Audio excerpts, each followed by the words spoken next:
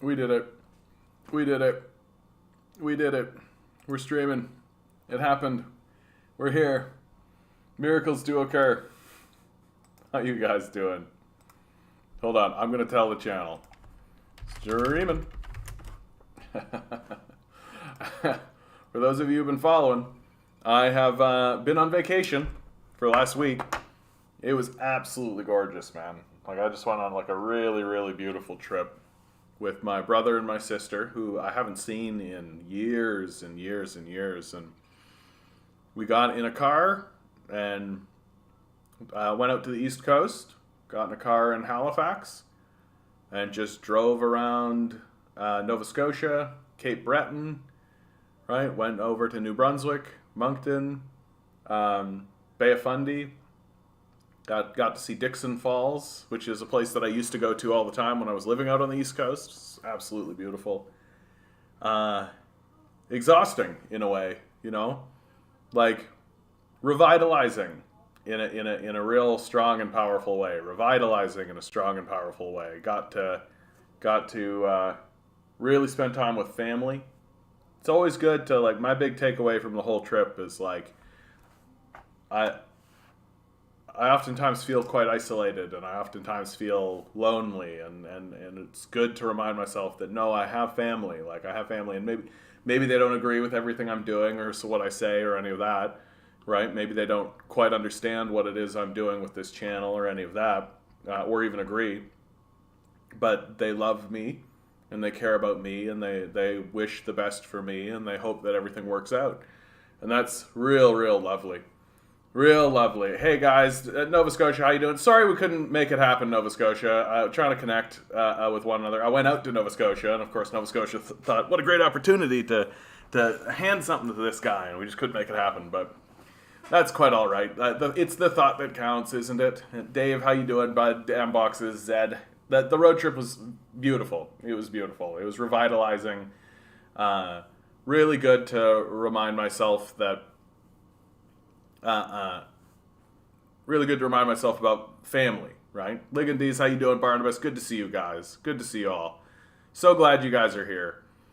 And it was also good to get like their perspective on lots of things, right? Oh, really, really good to get their, like, they're people who are like, you know, they're homeowners, right? They're buying houses, they're building families, they're doing all the normie things, right? Like doing all the normal stuff, and so my position, of course, is pretty, like, I'm on the far left, right? Like, and pretty far left radical, right? And they're not attuned to much of that, as you can imagine, and aren't as willing to disregard the mainstream media. I'll put it that way, right? Like, one, which I respect, right? Like, not everybody is willing to go as far as I'm willing to go with the mainstream media, where I outright say, like, these people are liars, right? Like, the mainstream media is not to be trusted.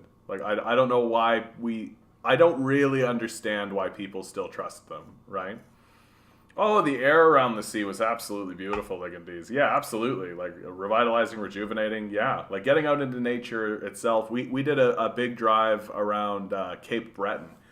The real, like, the thing that'll stick in my memory for a long time will be Cape Breton, where we did a drive around Cape Breton, and it became magical. I don't know how else to describe it. Like, it was just mystical in a deeply powerful way, where, like, Cape Breton is fairly high elevation, right? Like, there's lots of rolling. They're old mountains, right? So, like, when we think of mountains, we think of, like, the classic peaked, like, Everest mountains, right? But they're like that, but they've been worn down over time, and they're covered with trees, and we were high in elevation, and so everything was misty. The mist was everywhere, and the trees were covered in, like, a frost, and we like drove through these incredible rolling hills and up and down. There were these rock faces that, like, were coming out of the mist, that if the rocks actually, like, opened their eyes, I wouldn't have been surprised at all, right? And it was like there was like if a magical, like if a white stag had have come out of the mist and like bounded through the air in front of us, I would have been like, yeah, that's about right. That makes sense. And that was a very magical experience going around Cape Breton. There was something really really mystical there, and to me, like that was definitely the high point of the whole thing. Did you ride the Cabot Trail? Or is that what you're describing? I didn't listen. I think that's the Cabot. We didn't actually manage to get out into any trails because, first of all, there was a time crunch. But then also, like when we got up to where the trails would be, it was actually quite cold. Like the elevation was so high that like there's still snow on the ground, still everything. Yeah, the land of Glooskap. Okay. And so, absolutely gorgeous. And of course, the joke that I made when I was leaving for the vacation is, well, hopefully something major doesn't happen, right? Hopefully something serious and big doesn't occur. And what's the big major thing that occurred? Oh, they're repealing Roe v. Wade after all, aren't they? Right? They're finally doing it, right? There's all this rumbling and all this kind of concern that they were going to, and now looks like it's happening, ladies and gentlemen. Welcome, land of the free. Home of the brave, right? From like a human rights perspective, this is a total disaster, right? Like the repeal of Roe v. Wade is a repeal of pretty basic human rights for women, right? It's a major blow, and like it can't be overstated how major a blow it is to women's rights. Women's reproductive rights. It gives more rights to like a cluster of cells than it does to women itself. Like it's absolutely staggering. And we can see they haven't officially overturned Roe v. Wade. There was a big leak about it, but now they're. I just got back, Anime. I just got back. So this is the first show back. They've erected a massive fence overnight around the U.S. Supreme Court building, right? So they're, oh yes, well, what we deserve is what we never get what we deserve, right? That's not life. That's not how it is. And so here's the massive fence that they've erected around the Supreme Court, right? With the expectation that there's going to be major protest and major stuff that occurs. And I mean, the hypocrisy of this can't be overstated, right? Like that when a fetus is inside of a woman, it's sacred, holy, it has to be born, it must be done, we have to protect the rights of the child, right? And then the second it's born, it's completely abandoned, right? Like completely abandoned. And there's no, forced birth, people, is the way to say it, right? Yeah, don't call it anti-choice. I think that Famita's on it. Like forced birth, right? That's what it is. It's forced birth, and it like to me, this entire issue comes down to a health and safety issue that is a conversation between the pregnant woman and her doctor, right? There's no like this whole like insertion of religious values, which is what it is. Right? That's what it is. That you're taking your religious perspective of what a fetus is based on your religious values, right? Like even the idea, like fetuses are sacred, right? Like that. I like pro forced birth. Yeah, like that's absolutely what it is, though, right? That's absolutely what it is, and it is a way to continue. It's a way to force people into this capitalist model, right? That if you are forced to have the child and you're forced to care for the child, well, then you're forced to go get a job for the capitalists, right? So you're going to go get the like 2-3 service jobs, right? When Doug Ford was first elected, he briefly discussed abortion. This isn't looking good for people in Ontario. I think here in Canada, it's a losing conversation. Like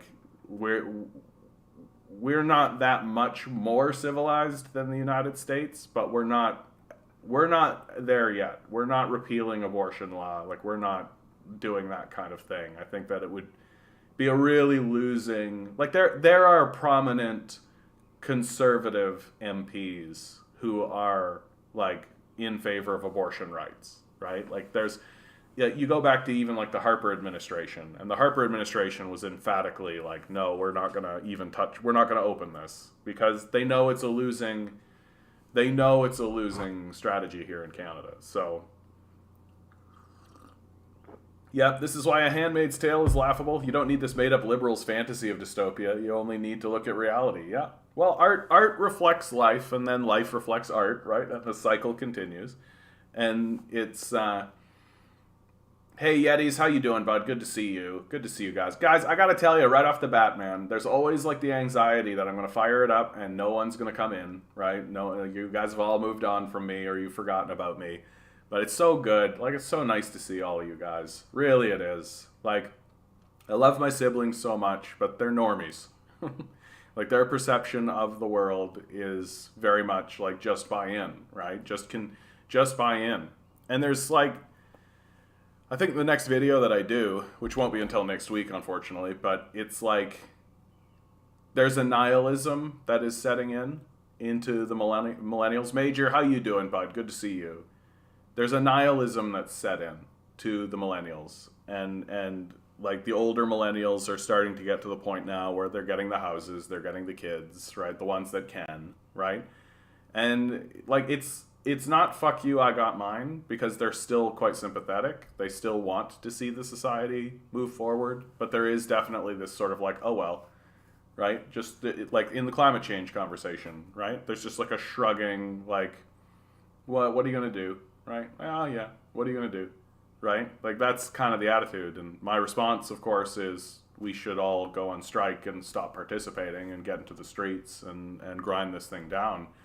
And it's just not an option for them. Like, it's just not on the table. They're not going to listen to that, you know? So there's this, like, deep kind of nihilism that's taken hold, where everything is just like a shrugging, like, oh, okay, well, I've got my house and I work my full-time job and I'm going to go off and do this, and, you know, I've got my kids to take care of, and that's great, and we're, you know, on the day-to-day, we're all doing that, and that's great, right? Yeah, and climate change is going to get bad, sure, you know? And that's kind of how it is, you know?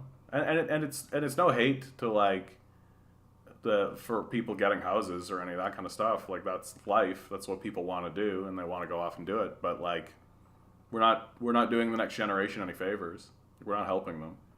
And the kind of old school way of thinking about how, like, oh, well, we'll help our kids get a good education, get a good job, and all that kind of stuff. Like, okay, great. Like, their university is going to be on fire, but okay. I thought the TPTB grabbed you. Blink repeatedly for 5 minutes if you're still in danger. Don't think so, Adam. What do I think of Collapse? I think Collapse is doing a good job of it, right? They're making sure that we all see what's happening in real time, right? Like, they're not fucking around. Like, it's just like, here it is. Like, the collapses are coming. The collapses are serious, and they are. They're quite serious. And my brother was very astute when it came to the Roe v. Wade conversation, because he was like, I bet that Roe v. Wade will be a radicalization moment, that it will lead to enormous amounts of radicalization, that you're going to have, like, think about, like, if you're a 16-year-old woman right now, like, right, 16, 17, 18, 19, 20, right? If you're in that kind of Gen Z bandwidth, you're living in a country that just, you know, made women, like, took rights away from women in pretty serious way. And I'm even reading reports now about how there's speculation that now the Republicans are now that they're getting rid of Roe v. Wade, they're turning their eye on the public health system, or not the public health system, the public education system, right? Because the libertarian ethos is 100% like, well, why should I pay for someone else's X, right? Like, why should I pay for someone else's education? Why should I pay for someone else's this, that, and the other thing? And so they're careening towards just like a pretty clear-cut just fascist state where none of these things will be provided by the state, and it'll just be complete abandonment. If you took a shot every time Pierre says freedom during this debate, you'd be dead. Oh yeah, of course. He knows the language to speak. I've spent the last week torturing the zero karma trolls on anti-work. They follow me around and harass me in other subs now. It's, oh my god. Like, that's good to see you, grinning bud. Good to see you. Or you could take a week and a half worth of birth control pills. Oh yeah. Like, it's ridiculous to me. I believe in the collapse since the last time I drove through a national park and didn't hit any bugs with my windshield. Yeah, I've been noticing that myself, in fact. Things that nobody likes to talk about, right? Things that nobody likes to talk about. John, I don't think it's far off to assume abortion access will get worse in Canada, considering what we discussed about the PA. There's a difference between, I think, your issue with health access, and in a place like the PA is fairly well disconnected in the first place. Very small community, poor community, and like making it illegal, right? Like that's where it gets really scary about in the United States, right? That like these guys are trying to make it so that like ultimately what it's going to do is it's going to make it's going to kill a lot of women, right? Like a lot of the times when women are getting abortions, it's not because they're like the narrative of like a floozy woman getting pregnant and then going and getting it, like, and how immoral of her, even though I'm kind of like, well, I don't see how that's immoral, but that's okay. But like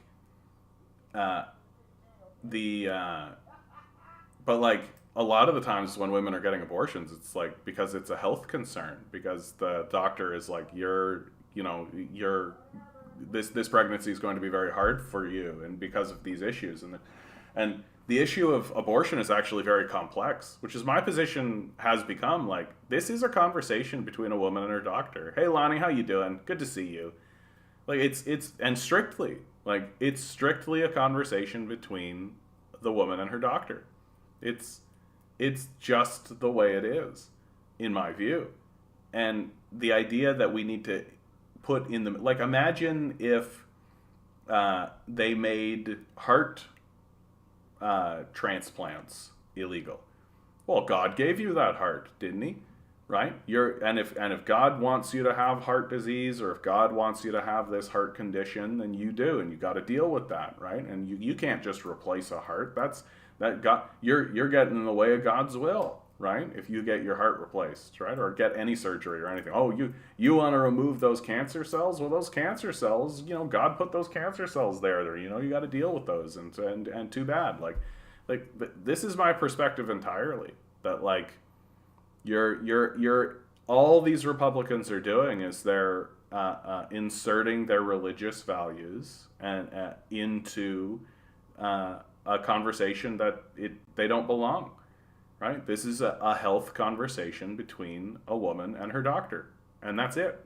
There's the idea that some bureaucrat can stand in between those two forces and have their opinion heard. Right? It's abhorrent. It's just an abhorrence from start to finish.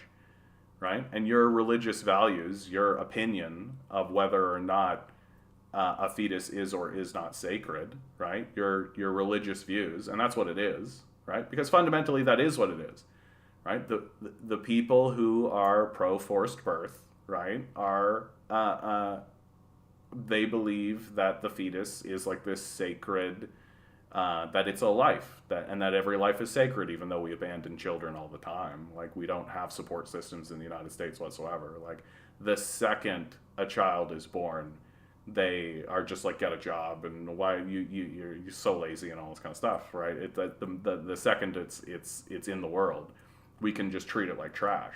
That's where the hypocrisy comes from, because what it is about, it's about just enslaving women. Like, that's what it's about. It's about ensuring women are tied to the wheel of capital. That's what it is. That they have to force responsibility on them, so that they have to take care of this child, and then the child will grow up and do what, right? Live in poverty and be a wage slave. Like, that's the whole idea. Like, that's the whole point. It's not about the sacredness of the life of the, because if that were true, right? If these people genuinely believed that, if they were actually serious in their belief that like, oh, a child's life is sacred and we've got to protect them completely, then they would be bending over backwards to make this place nice, right? They would be bending over backwards to make sure everyone was profiting and and life was nice and no people weren't working all the time, and they would be doing everything they could to make sure that life is a beautiful place where things are easy, right? That and what, but they're not doing that. So it's all bullshit. Like, it's all bullshit. And what's dangerous about this, in my view, is that decisions like this delegitimize your institutions, right? Like, the Supreme Court, in the eyes of many people, is going to be considered a no longer a legitimate institution, right? Because it's no longer actually protecting the rights of its citizens, right? It's allowing religious kooks, total nut jobs, to defy their own constitution and insert their religious values into law, and this kind of thing is how you delegitimize institutions. Which, I mean, you guys know me. Like, the United States government is an illegitimate institution in my view. Like, it doesn't, like, what legitimacy does it have? It doesn't respond to the people in the first place.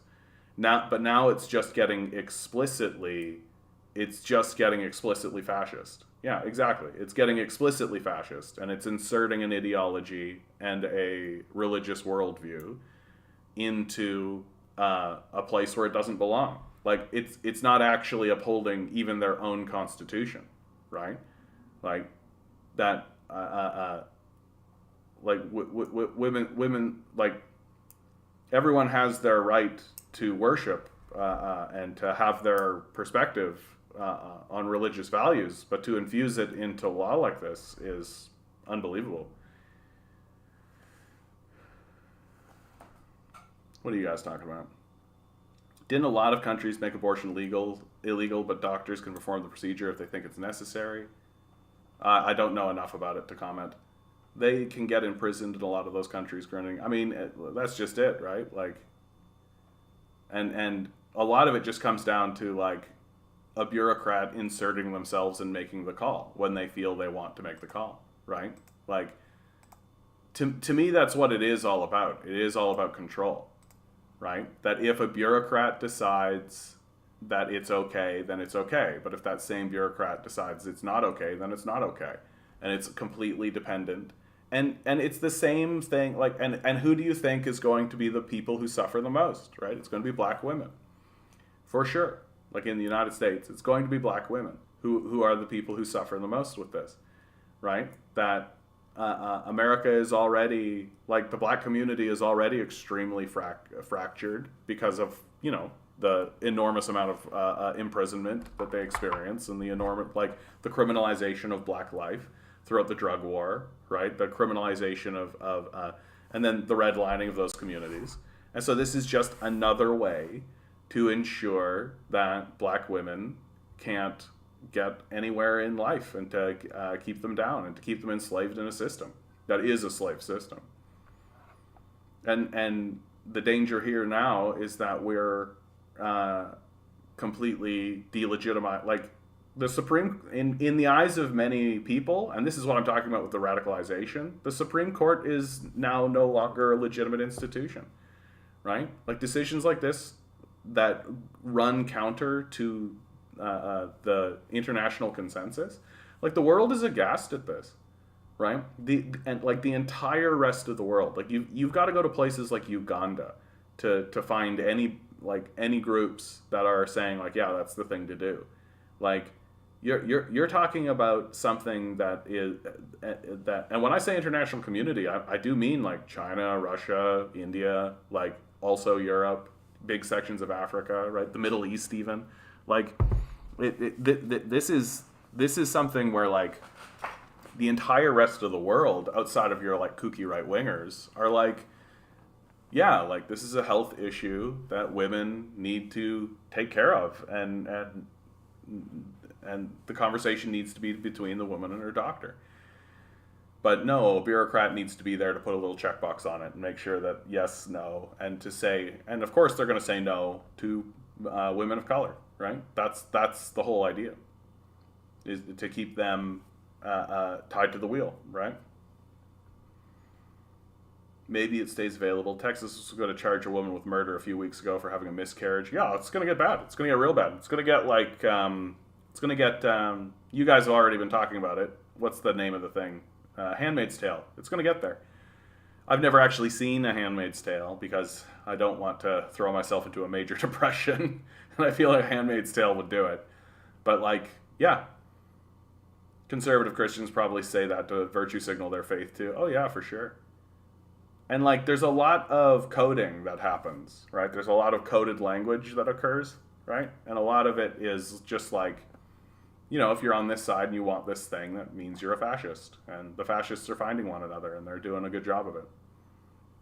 The SCOTUS needs to have its jurisdiction stripped back to the constitutional minimum, yeah. I mean, good luck with that. Except fascists, and even then usually die violently eventually, yeah. Conservatives know what they're doing, which is why they won't ban guns. Yeah, of course. Weed is legalized in Canada, not decriminalized, especially not not for poor black people, exactly.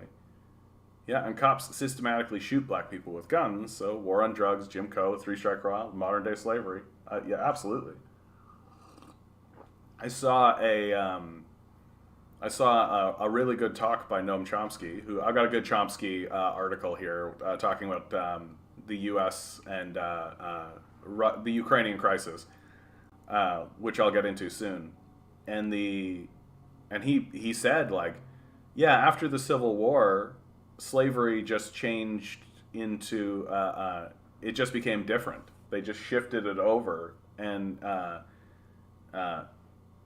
they just put it into the prison system, right? So they just started picking up and arresting black people, and then the prisons would explicitly sell those black people as part of their quote unquote sentence to capitalists, basically.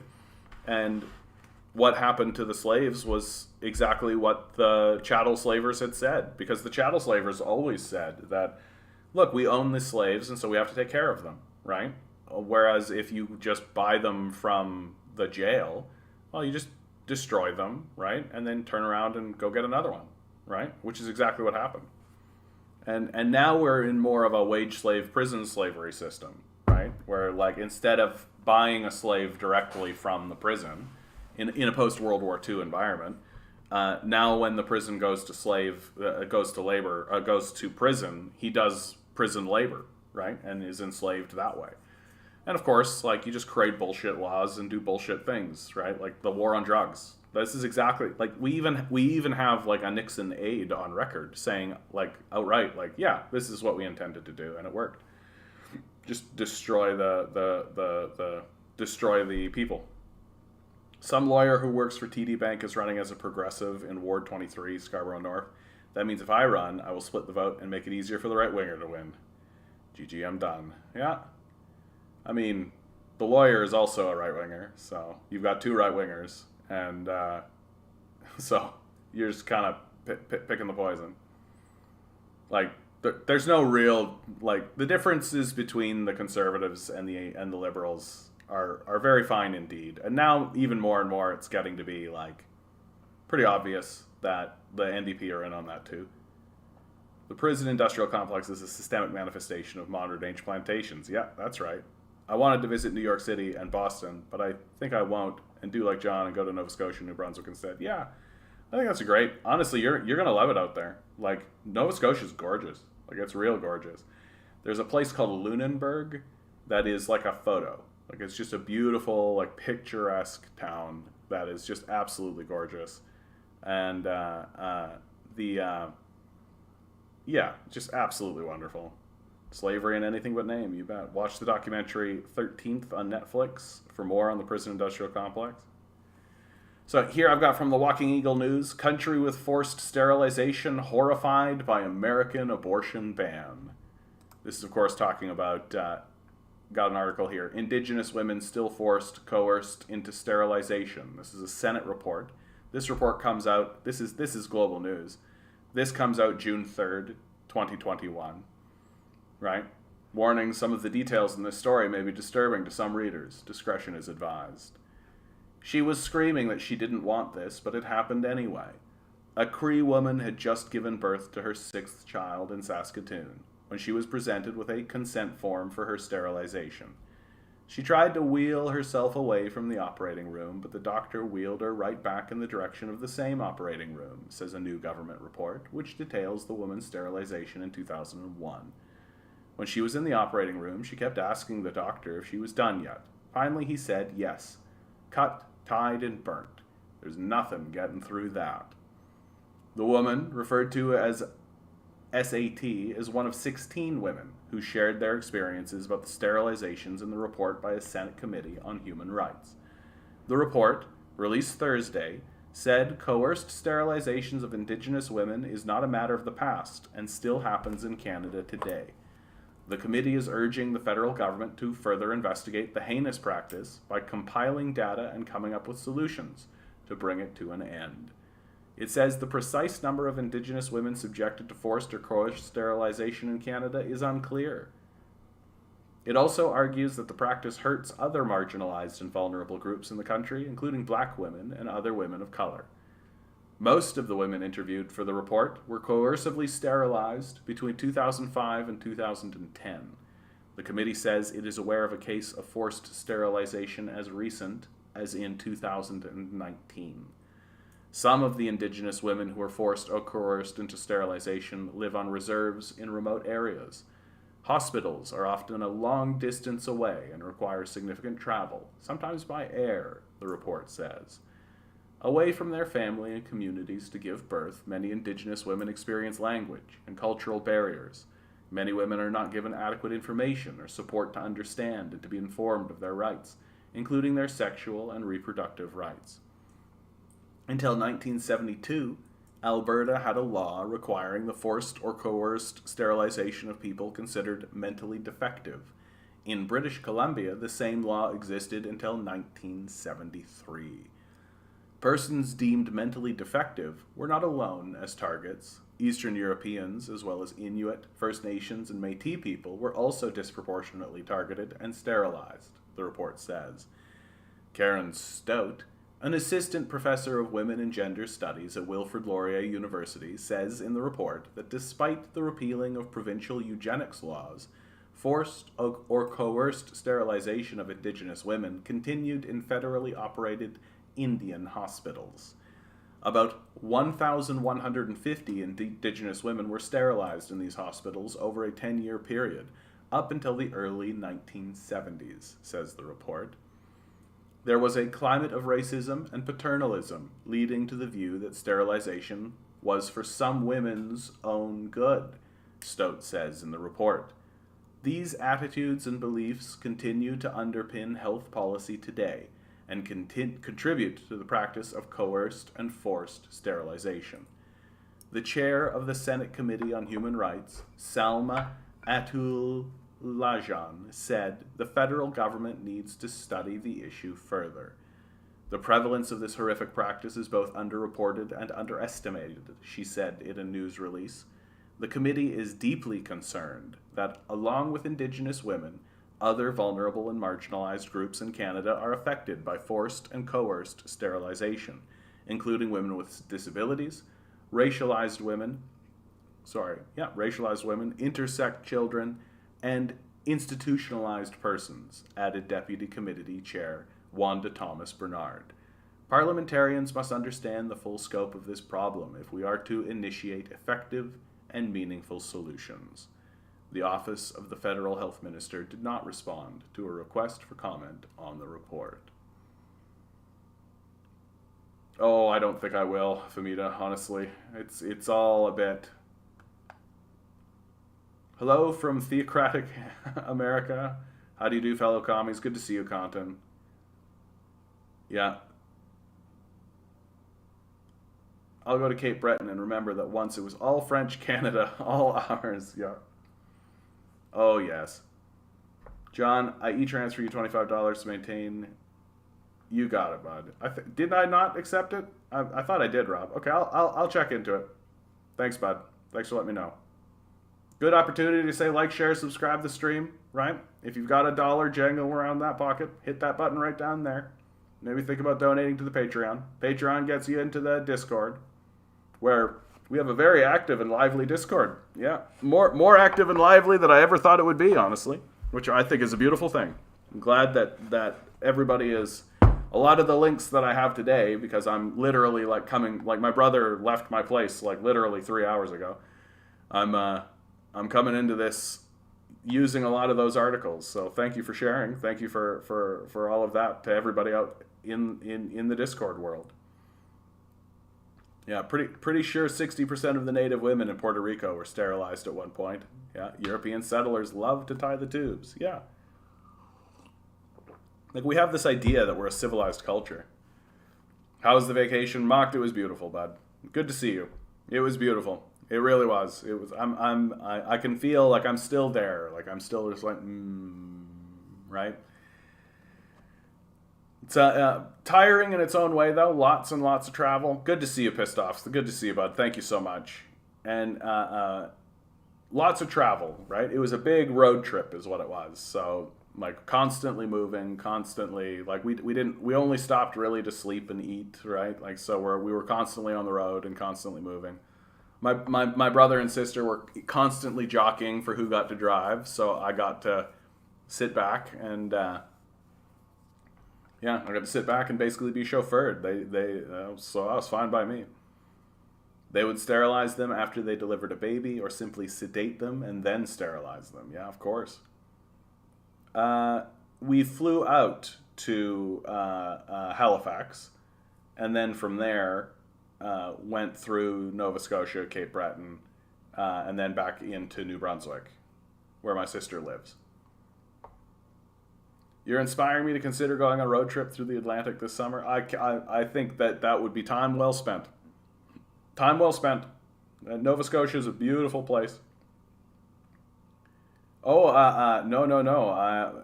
This all occurred thanks to my brother. My brother found like an extraordinarily cheap flight. Yeah, like this was his brainchild. Like he found this extraordinarily cheap flight, and he just booked it. Like didn't even tell his wife, which he's gotten into a lot of trouble for. Of course, there's a real Fred Flintstone situation, right? Like I said, I'll just book it and then tell Wilma later, right? And so it was actually quite affordable. The whole thing was quite affordable. So it's very, very fortunate. Hey, Watson, how you doing? Vacation over. That's right. Oh, I heard the word coerce, so it kind of sounded like either blackmail or physical force. Not sure what that's in reference to, honestly. You guys are wonderful. You guys are wonderful. Dude, I wish I had the money bags. Are you kidding me? It'd be absolutely beautiful. Meanwhile, Canadian natural resources profit more than doubles on surging oil prices. Right? It's the classic story. They're just gouging us. Right? Like the gas price, honestly, like the flight out, like the flights were the cheapest part. The gas was the most expensive part of my trip. Like gas is almost $2 now. Right? Like here in Toronto, it's like $1.90 for $1.90 a liter. Dow lost 1,000 points today? What the fuck? Down we go. Down we go. Dow goes down 1,000 points. Woo! Here we go. Here we go. Let's go down. Down. Let's go down. Go downtown. Let's go down to Market Crash Town. Up big one day, down hard the next. Stocks tumbled Thursday, giving back the gains from a spectacular rally touched off by Fed Chairman Jerome Powell after the central bank settled on a half-point rate hike and a timeline for shrinking its balance sheet. China and its economic concerns were a drag on the market, too. The Dow Jones Industrial Average retreated 1,063 points, or 3.1%. The S&P 500 dropped 3.6%. The Nasdaq declined 5%. The last time the Nasdaq declined more than 5% was June 11th, 2020. On Wednesday, the S&P 500 and Dow both rose more than 2%, posting their largest gains since 2020, while Nasdaq gained just over 3%. Oh wow, content. Reddit finally got you. They banned. What was the straw that broke the camel's back? What was the straw that broke the camel's back, man? The Fed said it would hike the benchmark lending rate by 50 basis points, or hundredths of a percentage point, rather than the standard 25 basis points. Markets had expected the move. The Feds had been adamant about reducing high inflation, but the Feds also said it isn't considering a more aggressive 75 basis point hike. Yeah, I mean, look, I'm not going to continue reading this because at the end of the day, we all know what the market represents, right? The market is just rich people feelings. It's just how the rich people feel. And if the rich people are feeling good about it, then the line goes up. And if the rich people are feeling bad about it, the line goes down, right? Like, yeah, poor people will be poor and rich people won't have any consequences. And we're starting to see, like, very serious, like, April home sales down 41% from last year, 27% since March, Toronto Realtor Board, right? And this article essentially says, like, oh, people are just expecting too much in terms of sales, but they're not accepting that, like, the people who own the houses have no incentive to sell them. And in fact, the reason why they're buying the houses in the first place is not to sell them. It's just to have them as a storage for their money, right? So they don't care. They're completely disincentivized to sell. Like, so this idea that, oh, the market's going to correct or that things are going to start going down or any of this, like, no, it's not. The people who have the houses are going to keep them. And they want to keep them because they have no reason to sell. Like, what are you actually going to give them? More money? They already have hundreds of millions of dollars. Like, they don't care, right? So prospective home buyers saw a clear sign of a cooling Toronto market in April as the region's real estate board reported sales dropped by about 41% since last year and 27% from a month earlier. The Toronto Regional Real Estate Board said Wednesday that April sales amounted to 8,008 across the region, down from 13,000 during the same month last year and 10,000 in March. The board attributed much of the decline to home buyers who were taking a break from the market to reassess how they will change up their strategy as interest rates climb and reduce their buying power. Like, yeah, so home buyers can just walk, like the speculators, right? They're just walking away from the market because they don't need to sell. Like, it's very much how, like, down here in the beaches, there are properties, like storefront properties that could be rented out for businesses, but you go and you talk to the guys who own it, and they're like, no, I'm not going to bother getting people in there, right? Because I'm completely disincentivized to do so. Like, unless you're literally going to give me, like, $1 million a month, like, if you're an A&W and you're going to move in there and you're going to give me, like, tons of money a month, I'm not going to bother with you. And I'm completely disincentivized to allow, like, a small business in there. I'm completely disincentivized to negotiate and do anything. I like, business owners, like, if you own a property here in Toronto like that, you don't even pay property tax on it if it's empty like that. So you're completely disincentivized to do so. And they just sit on it. And why shouldn't they? Right? Why shouldn't they? And it's the same thing here. Like, if I have 30,000 houses, right, and I've got all of this money, and I'm like, I've got $100 million, I don't care. Why even sell? Why bother? Like, unless you're going to give me, like, $2 million, like, unless you're going to give me this extortionist rate that I can force because I've monopolized the market so heavily, right? There's just no reason for me to sell. And so it's just not happening. And even worse than that, the political class, right, the politicians, well, they're the landlords. So the housing going through the roof, right, the housing going out of control, it benefits them directly. So, like, Andrea Horwath is not going to do anything about it because she's directly benefiting from it, right? And, like, Pierre Poilievre isn't going to do anything about it because he's a landlord. Like, he owns rental properties. He's not going to do anything about it. And like Justin Trudeau, same story. Like, these guys own properties. They're landlords. They're not going to do anything about this stuff, right? Because if the housing market is going insane and prices are going through the roof and all that, that directly benefits them. So what do they care? They're not going to try to correct these markets. The board attributed much of the decline. Oh yeah, I already read that. We've seen a change in the market. Business is still happening, but it's not as crazy, said Despina Zanganis, a Toronto realtor with PSR Brokerage. What I've seen is a lot of properties just sitting on the market. Months ago, it was hard for her to even secure a booking to visit some condos listed for sale, but now viewings have plunged.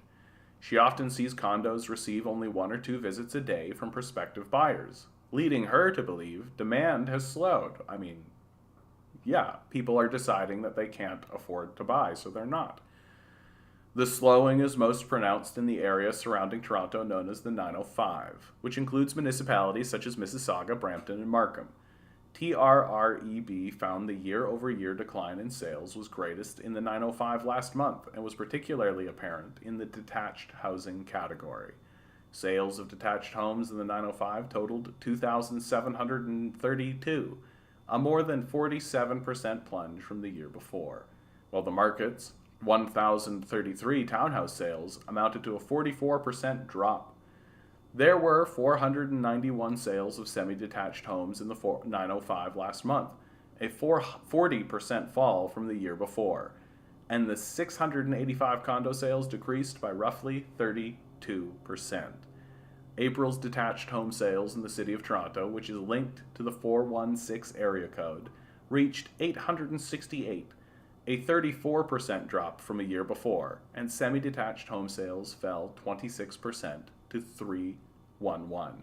Townhouse sales for the month amounted to 335, a 42% fall from the same month a year earlier, while 1,488 condos sold in April, down 35% from the same month in 2021.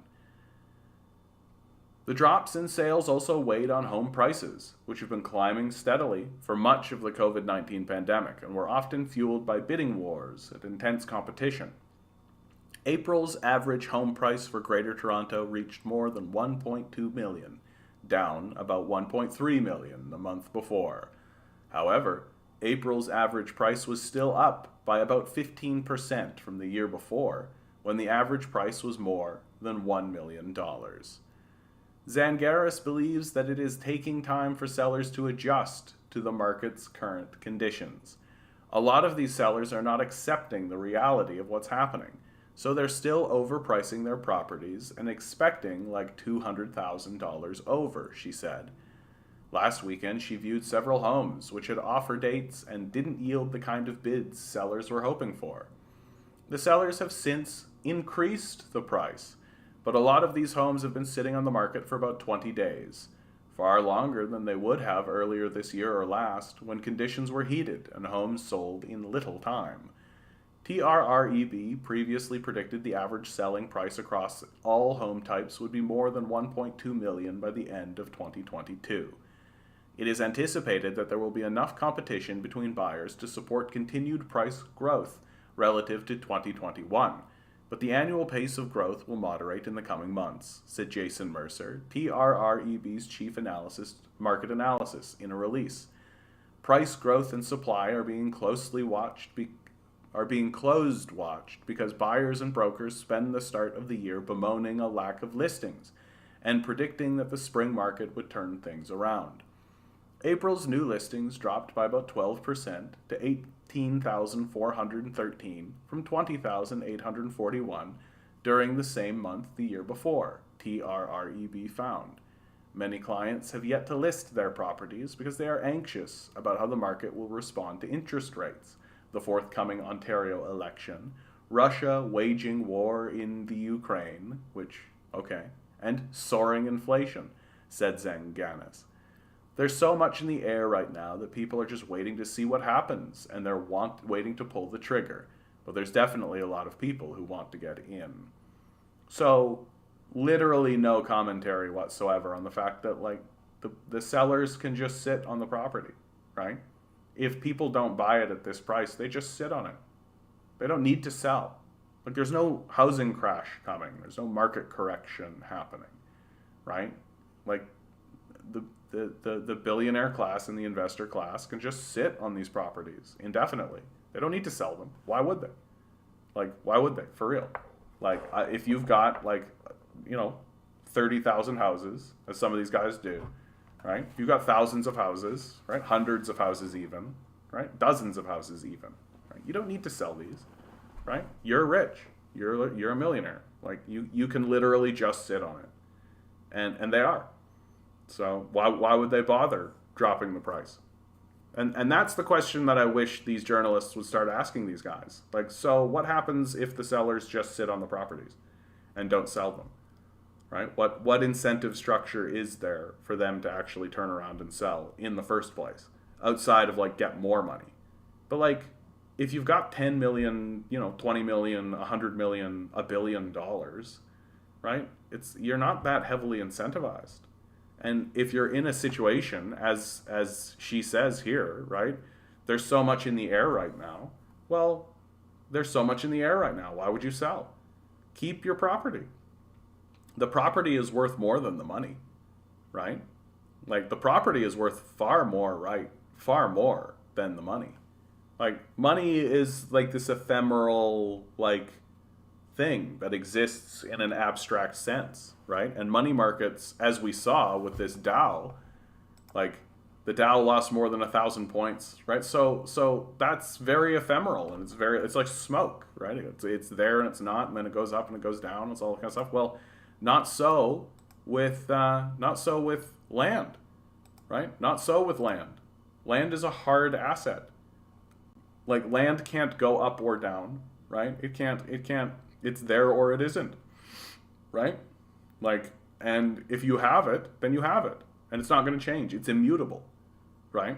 Like, unless a fucking meteor hits it or some ridiculous thing occurs, and it's just like. And I just wish they would start asking this question: what is the actual incentive for sellers to sell, right? And really, there isn't one. Not really.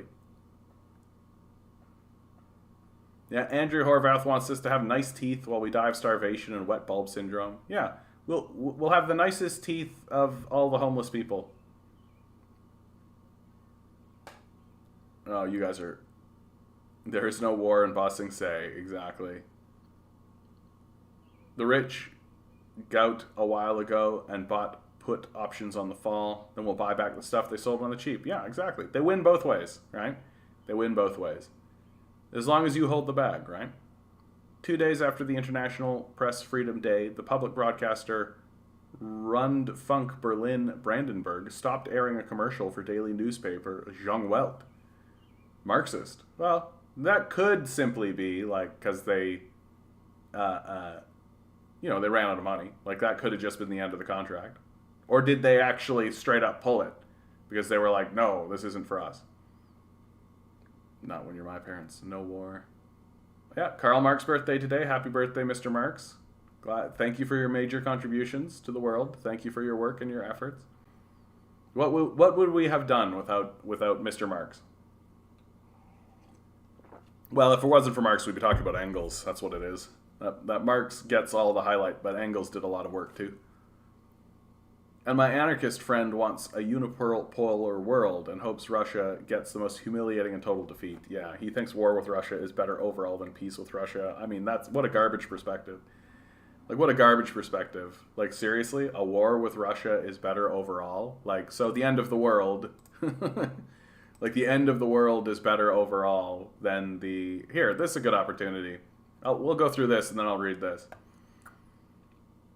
Have you seen? Yeah, the average price. Yeah, $2,000. He might have actually caught CNN brain. Oh yeah, dude. Like, it's. I think that's a very real thing.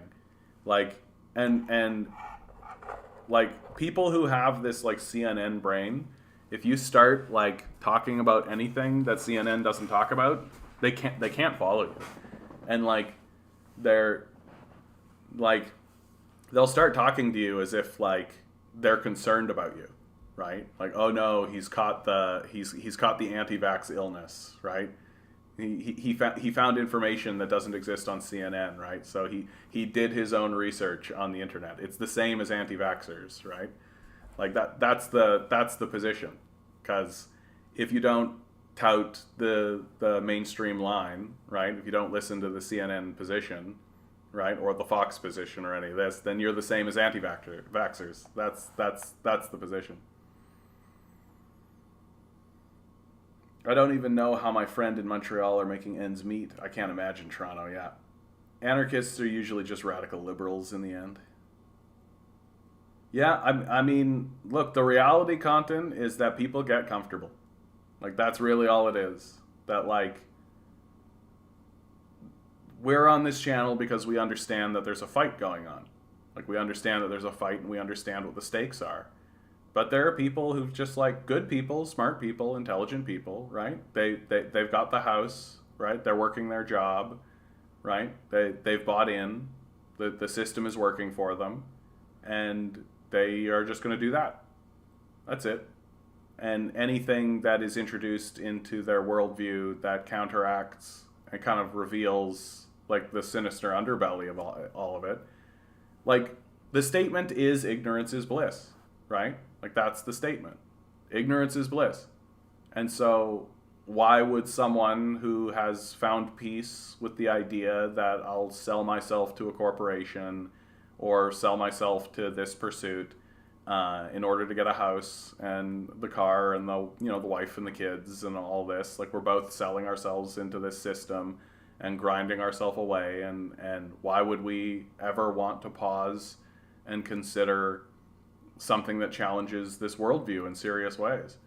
And, like, I've really, like, I really see it with the climate change conversation, right? That you have good people, right? Intelligent people who are working hard, right? Who just have become nihilists, like the darkest possible nihilists you've ever seen in regards to the climate change issue, where their response is basically just like a shrugging, like, yep, it's going to destroy everything, yep. Well, what? I'm just going to keep grinding away and working my job and okay. Humanity has faced all kinds of crises in the past. So, this will be different in its own way. But what do you do?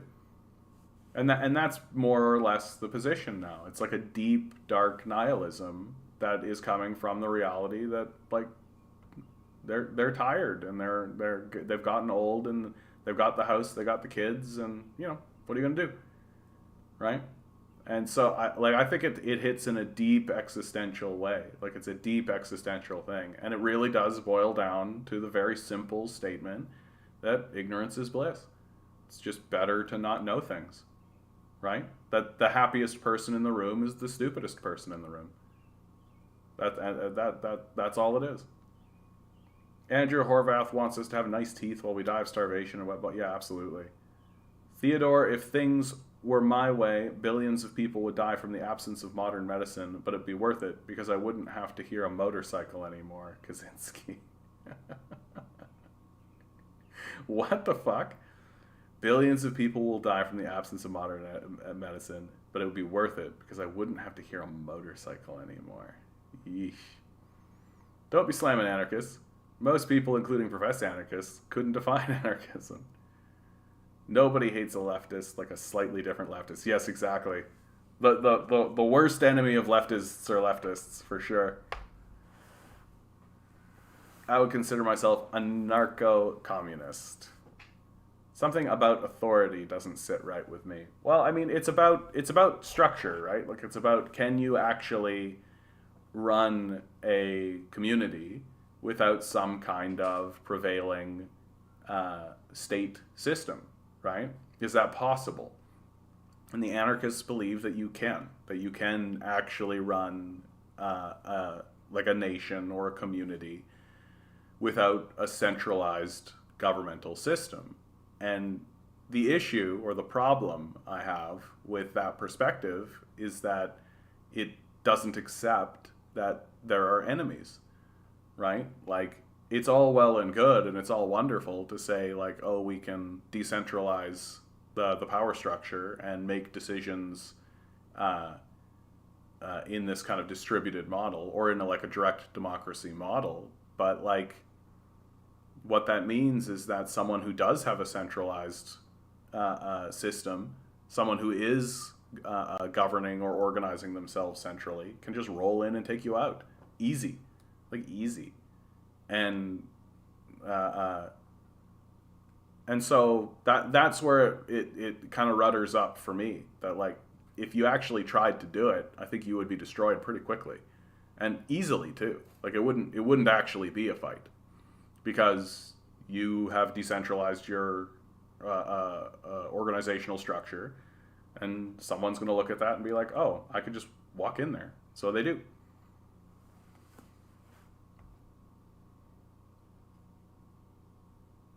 They pulled it. What did they pull? Who verifies expertise? What is the difference between discipline and authority? Well, and like I'm actually quite like, do we really want the like, you think about like the concept of direct democracy, like we see how easy it is to manipulate people, right? That I don't think like a decentralized system would be much different than what we're doing now in terms of its outcomes, because ultimately it's the person with the most amount of wealth and power and money that is able to sway public opinion the most effectively. And while it's a nice idea to say that we would immediately decentralize those sorts of things and all of that, like it's an inevitability that there will be people who gain a certain amount of power and a certain amount of authority. And so do we want the people who gain power and authority to be unaccountable, or do we want to have some system of accountability?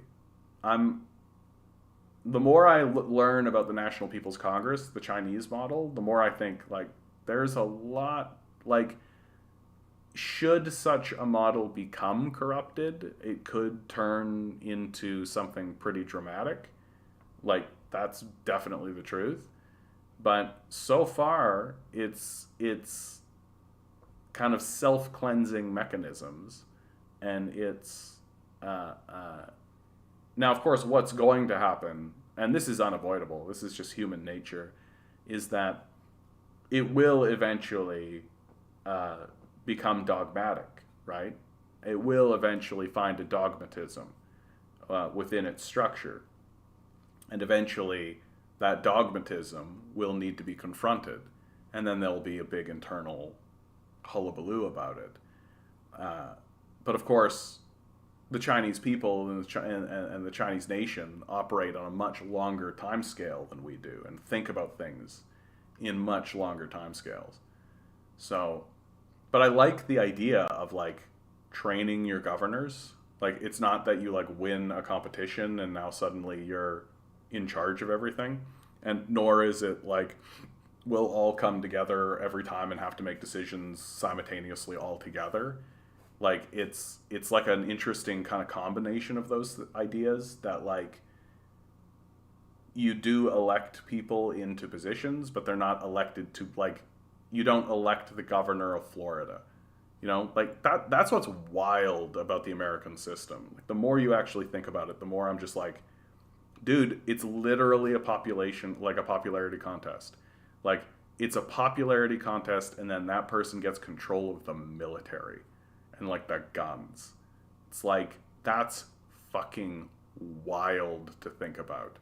Like, there's absolutely no system of vetting. There's absolutely no system of like, you don't need to be intelligent. You don't need to pay attention to like information, facts, evidence. None of that matters at all. It's literally, can I convince these gullible rubes to vote for me? And the answer is, most of the time, yes, I can convince these gullible rubes to vote for me. So it's turned politics, especially American politics, into like a con man game, right? And it's just like, it's always a con man, like every single time, because that's who is the best at convincing people to do things for them, is con men.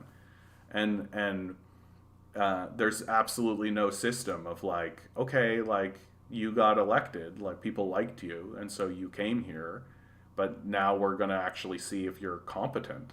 Like, there's no competence. There's no checks on like, are you actually capable of doing like this job on a basic, like, do you understand the point of the job, right? Are you just here for your own personal power or prestige? Like, are you just here to make money for yourself? Or are you actually here to serve the public? Are you actually here to do a job that benefits people?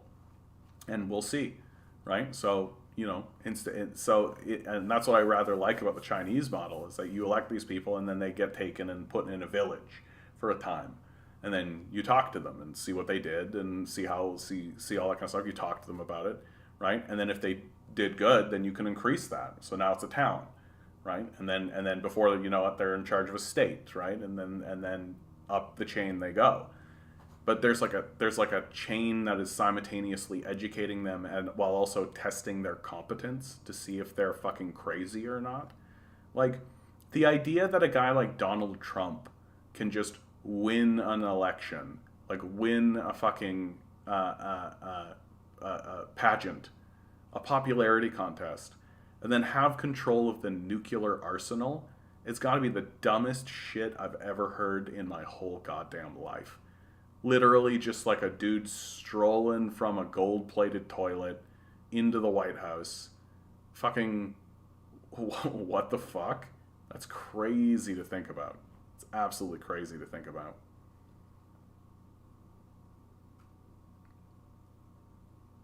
There's actually a lot of diversity in anarchist thought. Some anarchists reject all authority unconditionally, while others reject unjust authority. Yeah, like, I do think that there are anarchists who do see the value in hierarchy, right? That some kind of centralized command makes a certain degree of sense in terms of just basic organization. But that a lot of times these hierarchies can become corrupted or just pointless, right? It's the pointless ones that get me more than anything, right? Like just they exist to just siphon productivity and wealth away from the public and do nothing of any value whatsoever, right? So like a very clear example of this would be like you kind of do want your military to be centrally controlled. Like you want a centrally controlled military so that it's agile and can respond very quickly. But like who gives a shit about the oligarchs? Like that's a hierarchy that's of no value to anyone. It just siphons wealth away. Yeah, that's the whole point of the process of peer reviews in academia, yeah. Some demand an immediate stateless society and others support essentially a transitional state. Yeah, I don't, like, if you just snapped your fingers and tried to make an immediate stateless society, it would be total chaos. And it would be the rich that would benefit. Like, the wealthy would basically just seize control. Like, I don't know how you could perceive it any other way. Like, if you just tried to clap your hands and make the state go away, like, then the billionaires are in charge. And I just don't know why it would go any other way. I prefer to speak in terms of hierarchy since it shares etymological roots with anarchism. Yeah. Hey, John, what do you think of the concept of tying wage to the real economy in a socialist world? I mean, that's essentially what would happen, right? Because in a socialist world, the workers own the means of production, right? That there is no parasite class, there's no investor class, that it's just the workers. And so all of the economic activity that occurs is the real economy because you don't have these worthless financiers and parasites and all of this atop of it just siphoning wealth away into their pool while they do nothing of value, just kind of shuffling things around, pretending as though they matter, right? Like, so, like, all wages in a socialist world would be the real economy, right? Like the dividends would be paid to the workers, like what happened with Huawei very recently, right? Huawei paid out its dividends, and each worker got something like $70,000 because the workers are the shareholders, right? So when dividends get paid out, they don't get paid out to this fictitious capitalist bullshit people.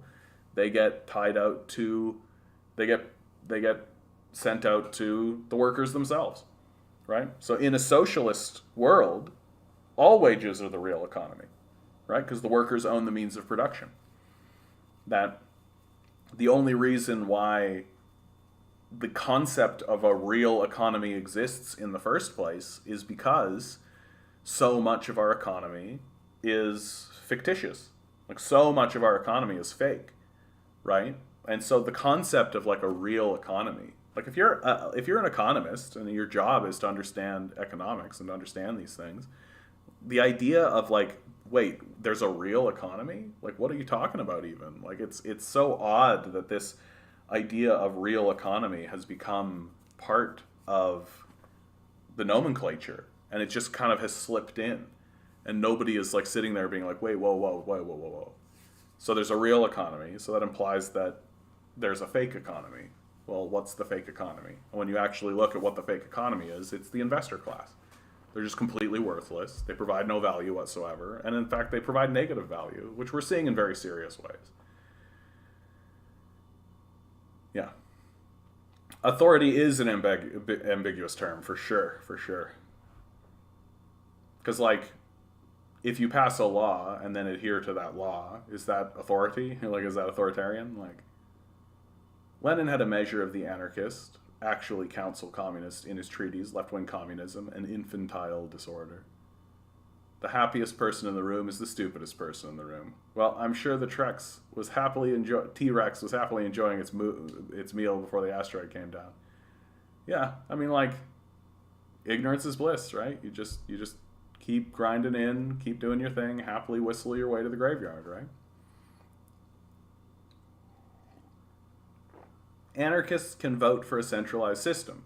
It's possible that the most ordered societies could be anarchist societies. All right.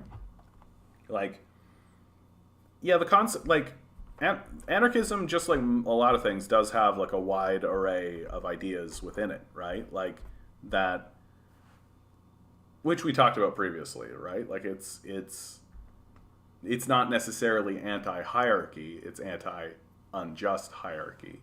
And that some kind of system would exist, I assume, would exist in an anarchist system that would be there specifically to ask this question of, like, is this valid? Like, what's the value of this, right? Like, that having an institution that is specifically there to ask that very question, I think it's something that anarchists would kind of naturally create ultimately. And then, of course, like, the question becomes like, well, how does that not get corrupted? And and the only answer you can ever have for how do these things not become corrupted is on purpose. You have to actually try to not have them corrupted. And so if somebody walks out and says, we should allow free market capitalism to take over, you can kind of be like, probably not, bro. Like, probably not. Like, that's why I think it's so important for the Chinese model, the National People's Congress, that the billionaire class and the capitalist class is excluded from the system on purpose. That the people who are involved in the system exist within that system for the benefit of the people exclusively, and that if corruption begins to seep in, you've got to cut that down, because that's how the whole thing falls apart, right? Which we saw in the Soviet Union, right? Just Western corruption, capitalist corruption, ends up destroying the system pretty handily. Oh, your kid's concert is being live streamed? That's so cute. That's the cutest thing that's ever been said on this stream, Grinning. Good for you. Union busters are able to convince workers to vote against their best interests, and a lot of poor people vote conservative against their own good. We aren't that smart and are easily deceived. Yeah, absolutely. Like, and it's easy to manufacture consent for these guys because we've ceded a lot of power in the media space, right? Like, billionaires can just blast whatever they want into the radio waves. They can just say whatever they want, and we're just supposed to believe them. And many people do, because they're too exhausted to think otherwise, right? They can't actually get the traction to even think about these things. And, like, for God's sakes, like, I was having conversations with people, like, to their face. I was talking about the Ukrainian crisis, and I got talking about how Canadians are funding Nazi groups that exist in Ukraine. And people will just like pull out their phone, do like one quick Google search, find an article, read the headline, and be like, no, that's not true because I read this headline. And I'm like, okay, but like I have like pretty significant research and articles on this. It's like, no, I read one headline, so I'm good, right? And it's just ignorance is bliss. That's all it is. Like a lot of these people are not going to move until the system, like the fork needs to go in the light socket. That's really what it is. Like you can stand there and be like, don't put the fork in the light socket. Like put the fork in the light socket, you're going to get shocked, right? Like don't put the fork in the light socket. And you can say it as much as you want over and over again. And they're just like, I don't think so. Like, no, that seems wrong. These guys are telling me that's not going to happen, right? You sound like an anti-vaxxer. Sure, John, you did your own research, right? Fork goes in the light socket, right? What do you think happens?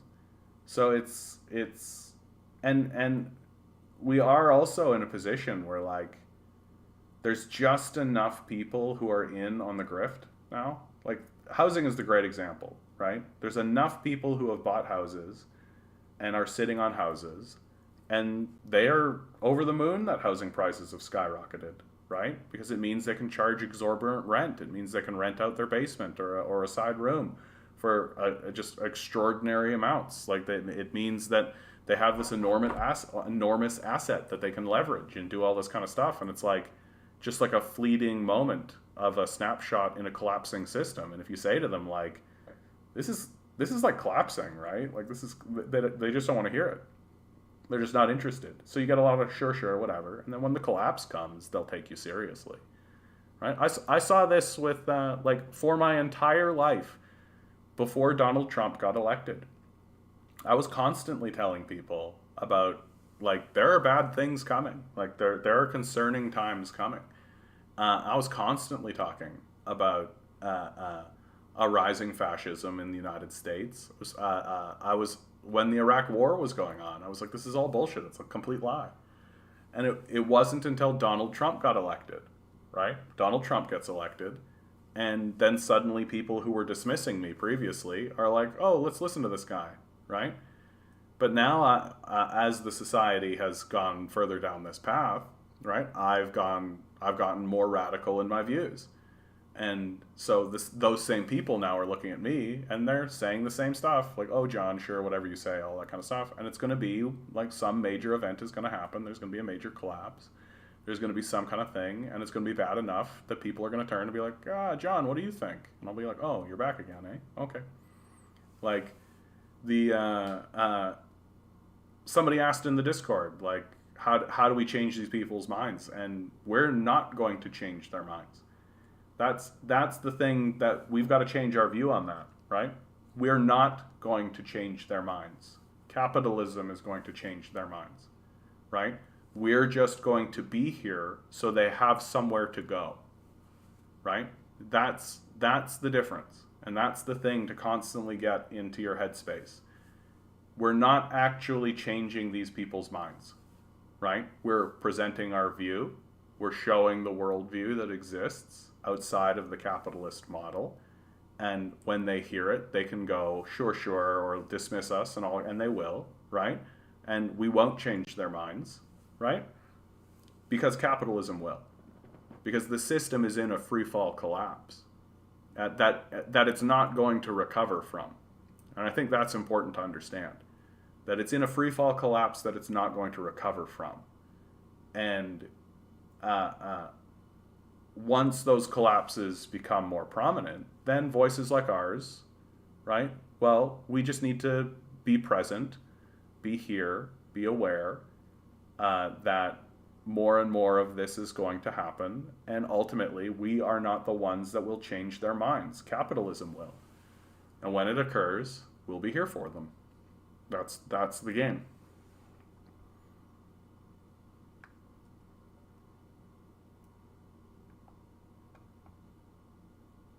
Hey Eric, how you doing, bud? Good to see you. What are you guys saying?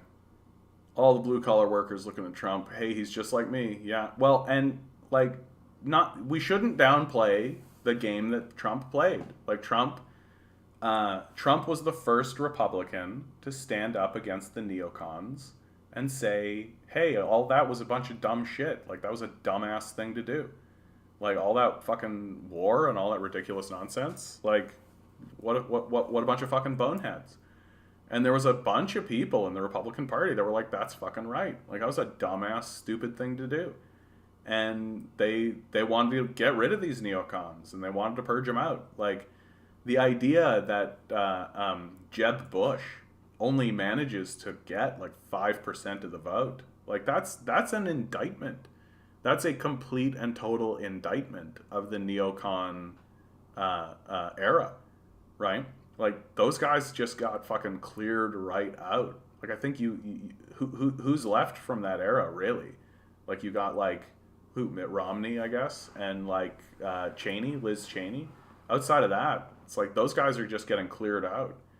And Trump was the guy who stood up and said, like, to these neocons, to their faces, like, you guys are losers. Like, you acted like losers. You deserve to lose. And people really responded positively to that. And, like, I think there was, like, a really big part of American society that was just like, yeah, fuck those guys. Right? Like, and fuck the kind of Clinton Obama consensus, right? Like, which Bush was part of, right? Like, there's a people really. I mean, Trump obviously has, in terms of race relations, like in terms of the white supremacist question, he's very scary, and in terms of the climate change question, he's very scary, right? But there are things that he says that are right. Like, it's the absolute truth. Like, Chomsky actually pointed out fairly recently that there is one statesman who is actually saying we should negotiate and find a way towards peace. Like, we should de-escalate this crisis. And it's Donald Trump. And that's going to play, right? That's going to play pretty hard. Like, people, like, there are people in America who don't want the nukes to fly, right? Like, campaigning on a platform of peace can be a winning strategy. And I really do think it's going to be Donald Trump in 2024. Like, Biden is a dud. He's a complete dud.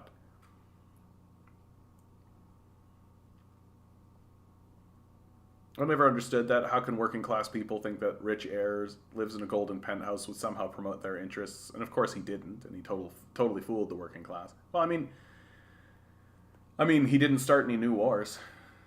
Like, there are there are things that you, like, if you actually, like, once you distill out the caricature and the character of Trump, and Trump is like this larger than life character, like the tweeting alone, right? Like, there's just the fucking oddball nuttiness that he is, and he is, like, we can't say that he's not, but like, what he didn't like he's not trying to start a fucking nuclear war, right? Like, for real. Like,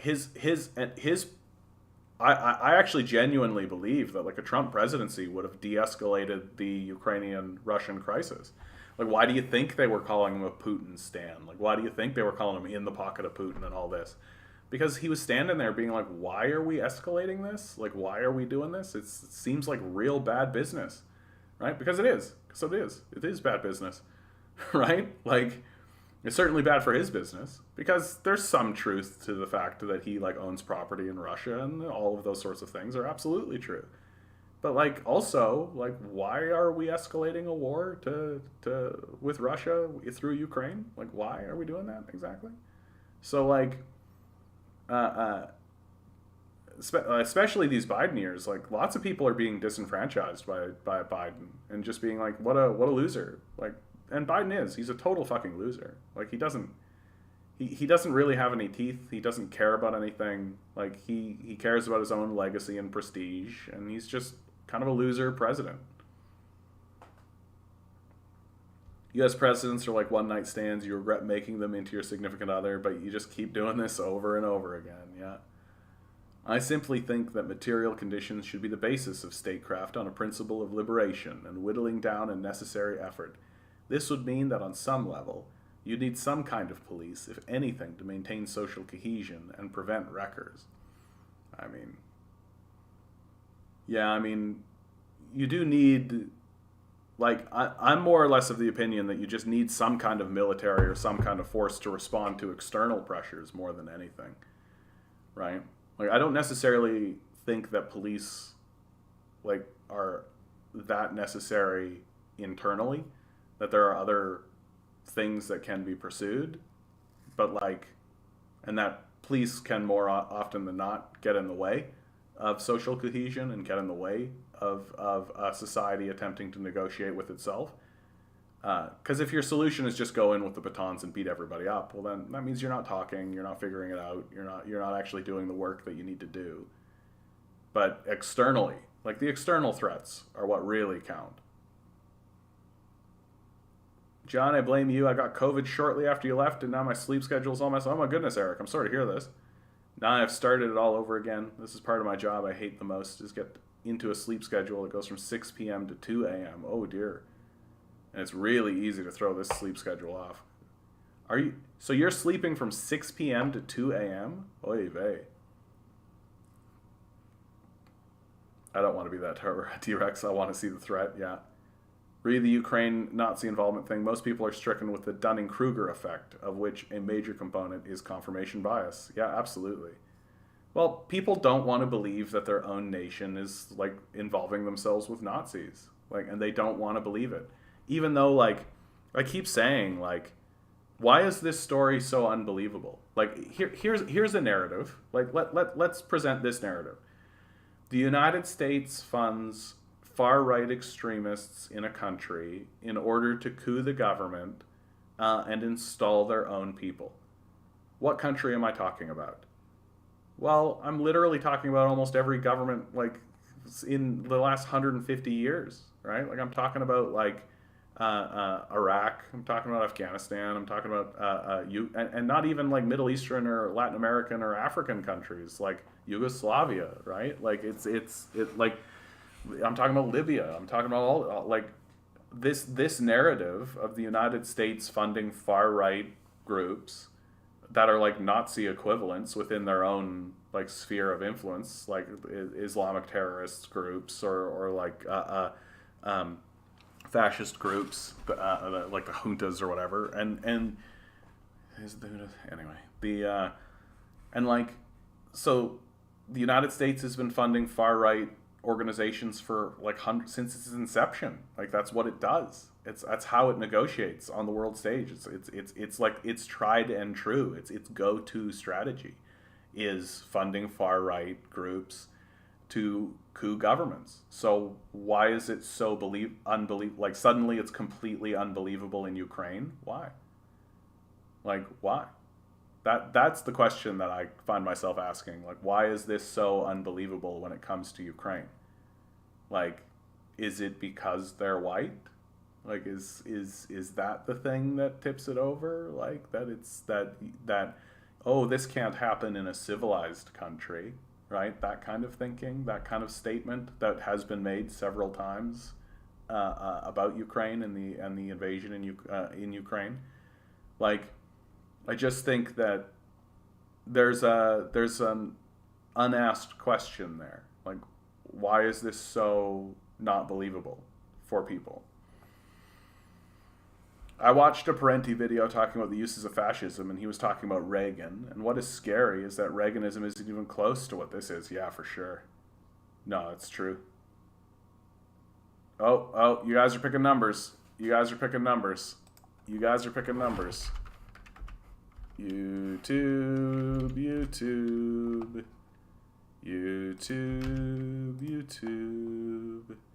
David Lynch, today's number. Oh, is he doing a different? He's doing a different thing, dude. He's showing us he's making a birdhouse. David Lynch, what a champion! What a champion this guy is. Hey Matthias, how you doing, bud? All right, what do we got? Here we go for today's number. A 7. It's May I'm with you with the 7, Mock. Until we get that 7, dude. 2022. 6, 4, 5, 8, 10 2. balls. Who else picks some numbers? We got a 5, we got a 6. Each ball has a number. Wow. Numbers 1 through 10. Swirl. 904,356. I don't think he's going to draw that number. Pick a number. Here we go. Here comes the 7. I can feel it. Today's number is 3. Wah, wah. What do we got? Anybody hit a 3? Who hit a 3? Nope. Everybody missed the 3. Wah, wah, wah, wah.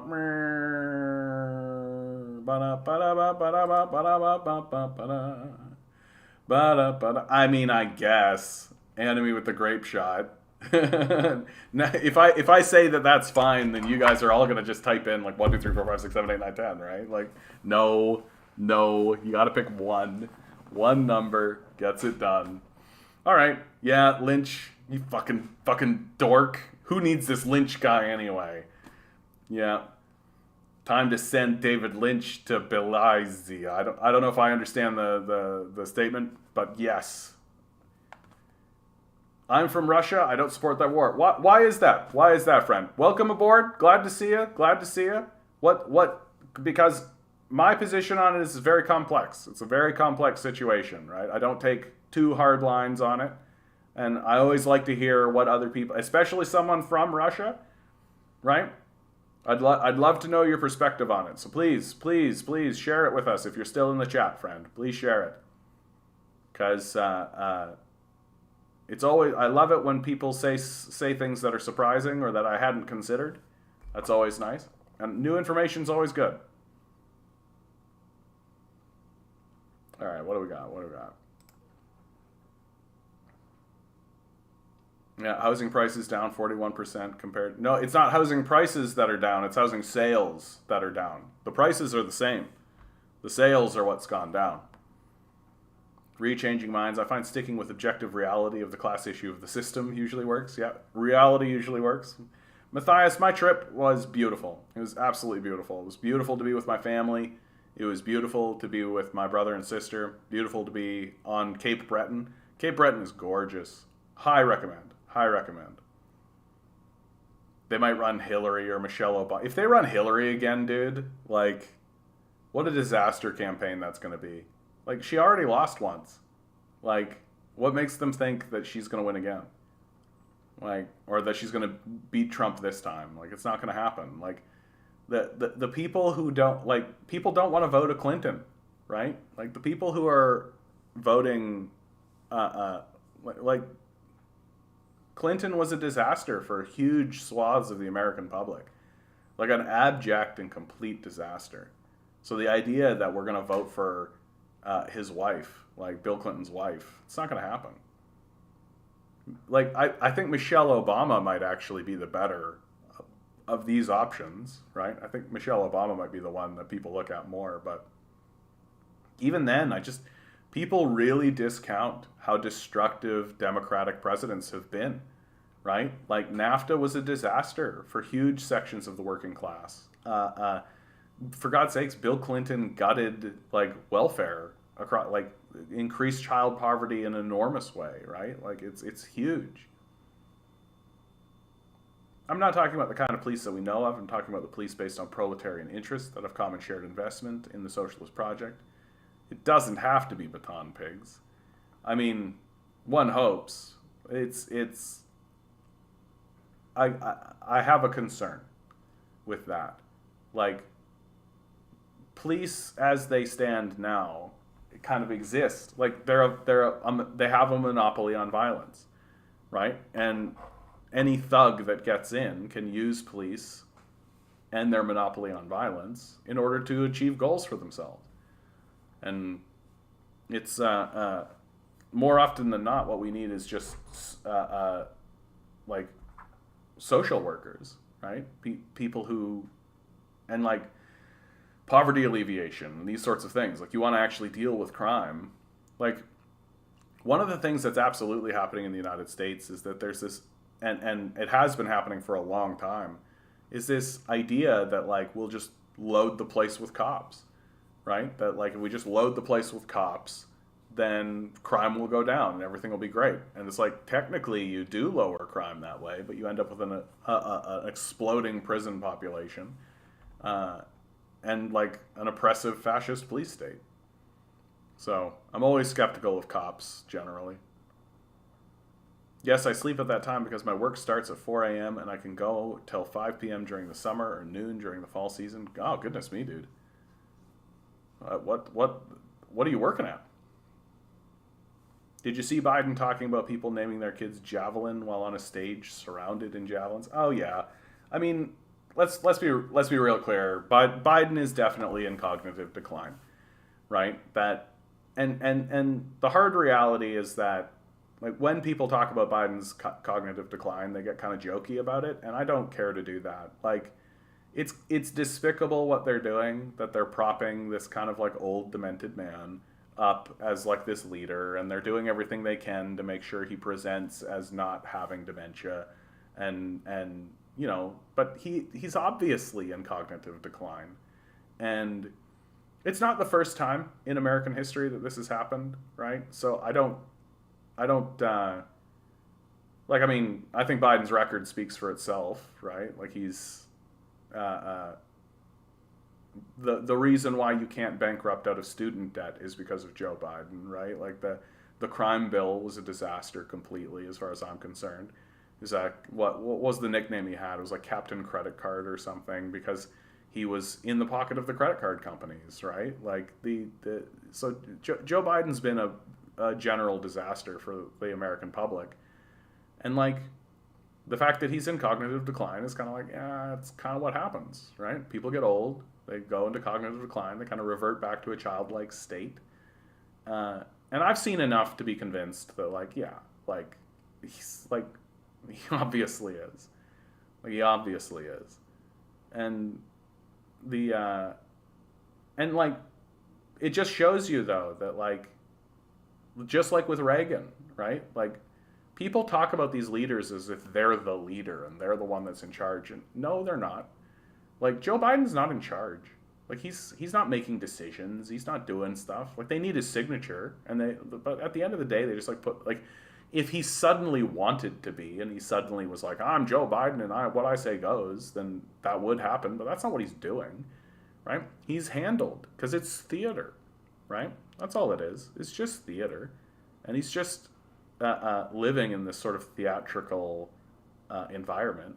There was this one clip I saw where he's standing there.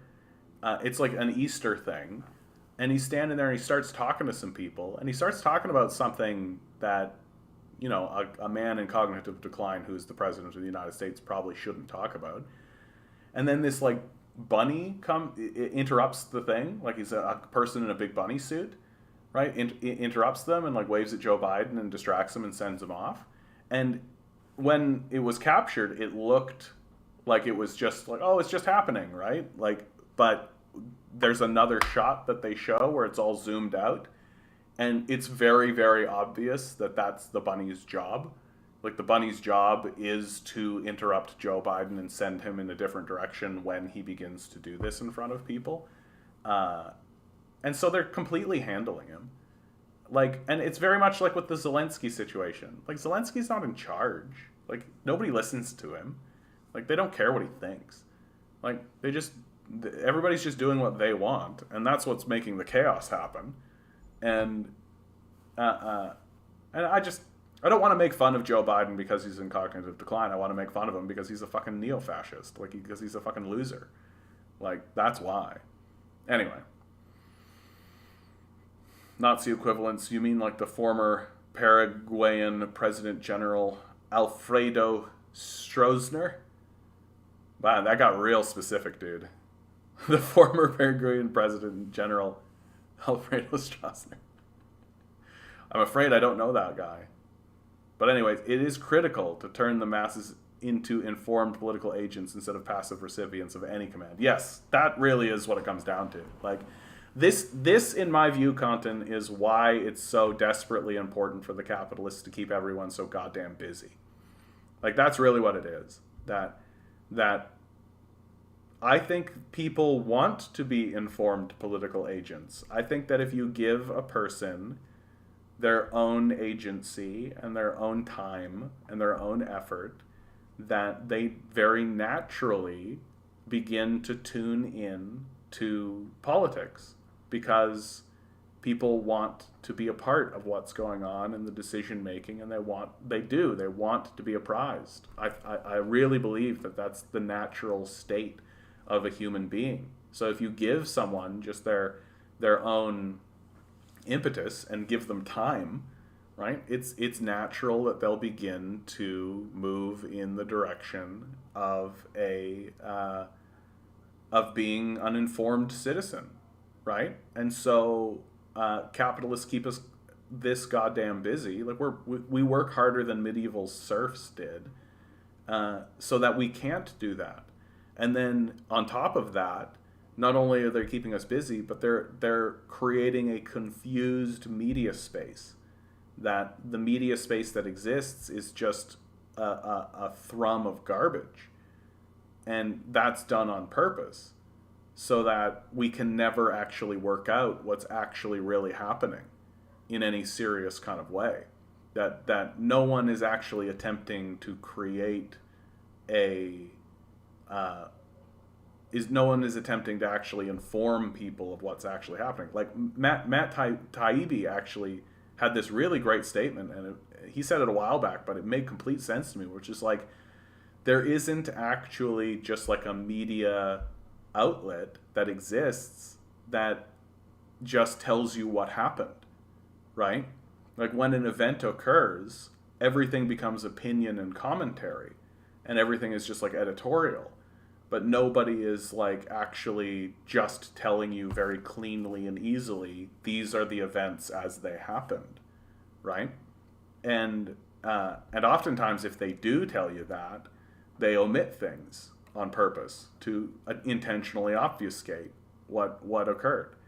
And so it's this exhaustion combined with the confusion that's leading people into a state of being passive recipients naturally, because they can't be anything but. And if you do take a hard line politically, and if you do these sorts of stuff, you end up being you end up being kind of on a fringe, right? Like you end up being on a fringe because you end up being like and you can end up in these anti-vax territories, and end up in these conspiracy holes, and end up in all that kind of stuff. So it's very difficult to find out what's going on, which is why it becomes like a full-time fucking job to try to actually decipher what's even happening in your own country, let alone the world, right? So to me, the number one thing that we should do if we want to actually get informed citizens is give them more time, right? Just give them more time. Like let them have more time to actually have leisure and exist in the world without being so fucking exhausted all the time.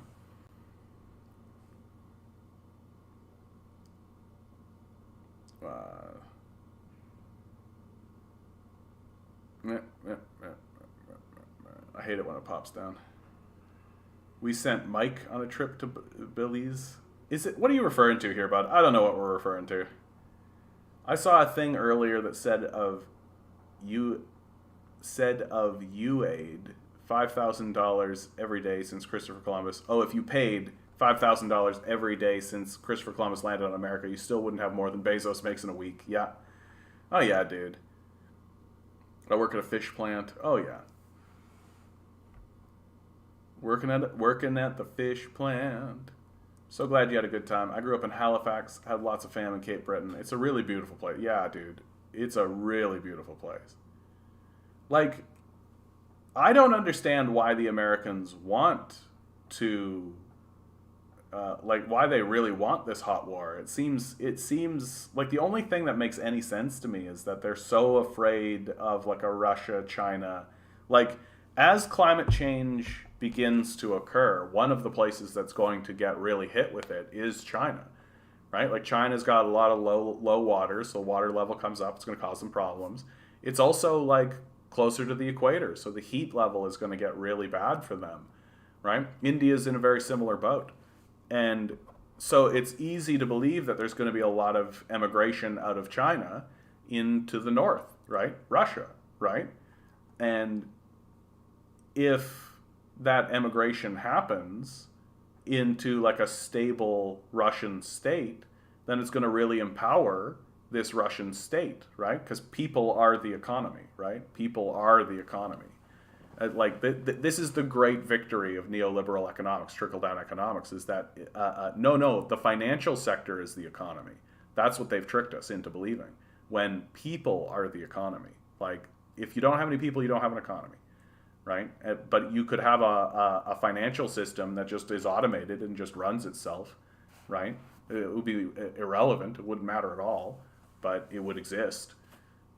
So people are the economy. And if the Chinese people go up into Russia and Russia is a solid state, then it's going to really become a big problem for America. So I think the Americans are looking at Russia and they're just trying to break it apart, right? They're trying to find a way to balkanize it. And so that when the Chinese begin to come north, as climate change begins to get worse, they won't be able to go into like a solid state. They'll be going into a fractured, like politically destabilized region, which is exactly what America wants for it. Every year while working at the fish plant, my wage has been increasing. 3 years ago, I started at $13.19. This year, I'm making $16.9. Good for you, bud. Good for you. You know, and we all got to pull together and eat any small gains that we can make, man. Like it's tough times right now. It's tough times. Ukraine is a freedom country. We are a dictatorship. Putin doesn't like Ukraine because Ukraine is not under Russia. All right. I mean,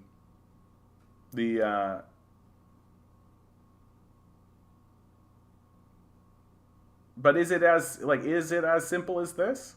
That do you actually think that Putin is going to get Ukraine? Do you think he's trying to claim all of Ukraine? Like that I think is my question for you. Yeah, I mean, why did they coup Yanukovych? Yeah, that's a good question to ask. Like, if Yanukovych and Yanukovych, of course, was a fairly stabilizing leader in Ukraine because he managed to sort of bridge the gap that exists between the East and the West.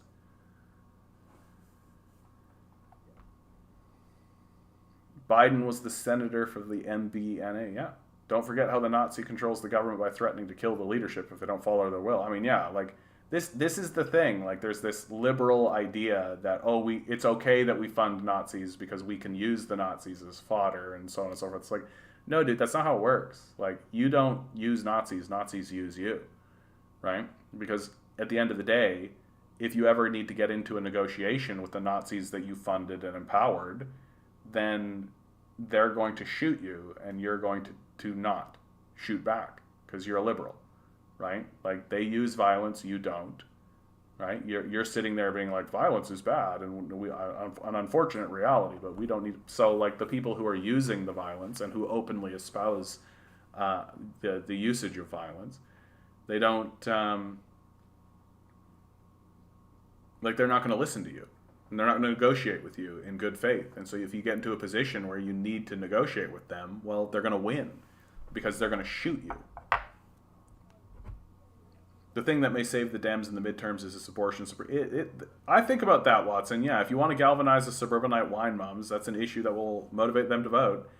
Yeah, like what effect is this going to have on them? Like what effect is the Supreme Court decision going to have on the midterms and on perhaps the presidency, right? Like it is a wedge issue. It's a big wedge issue that can really that can radicalize people and galvanize people who previously perhaps weren't part of the political system, and they may because of this issue. And it's kind of classic, right? Like the abortion issue has always been a wedge issue that has always galvanized people and always brought people to the fore. So we'll see. We'll see how it works. it could also have a cooling effect on the Democratic Party, right? Because like it happens underneath a Biden presidency, right? And I understand that that's not how it actually works, but the public doesn't understand it that way, right? So this is the kind of thing that could actually blow up in the Democrats' faces as well, because they were unable to. They were so weak they were unable to stop it, right? So why bother supporting them if they can't even stop this kind of stuff, or are unwilling to? Yeah, the Easter Bunny handling him so blatantly in public, yeah, for sure. Ukraine was literally disappearing dissidents and banning rival parties, especially the Communist Party. Yeah, that's happening. Listen here, Jack. This is the deal. Dog-faced pony soldier? Yeah. Not so freedom, is it?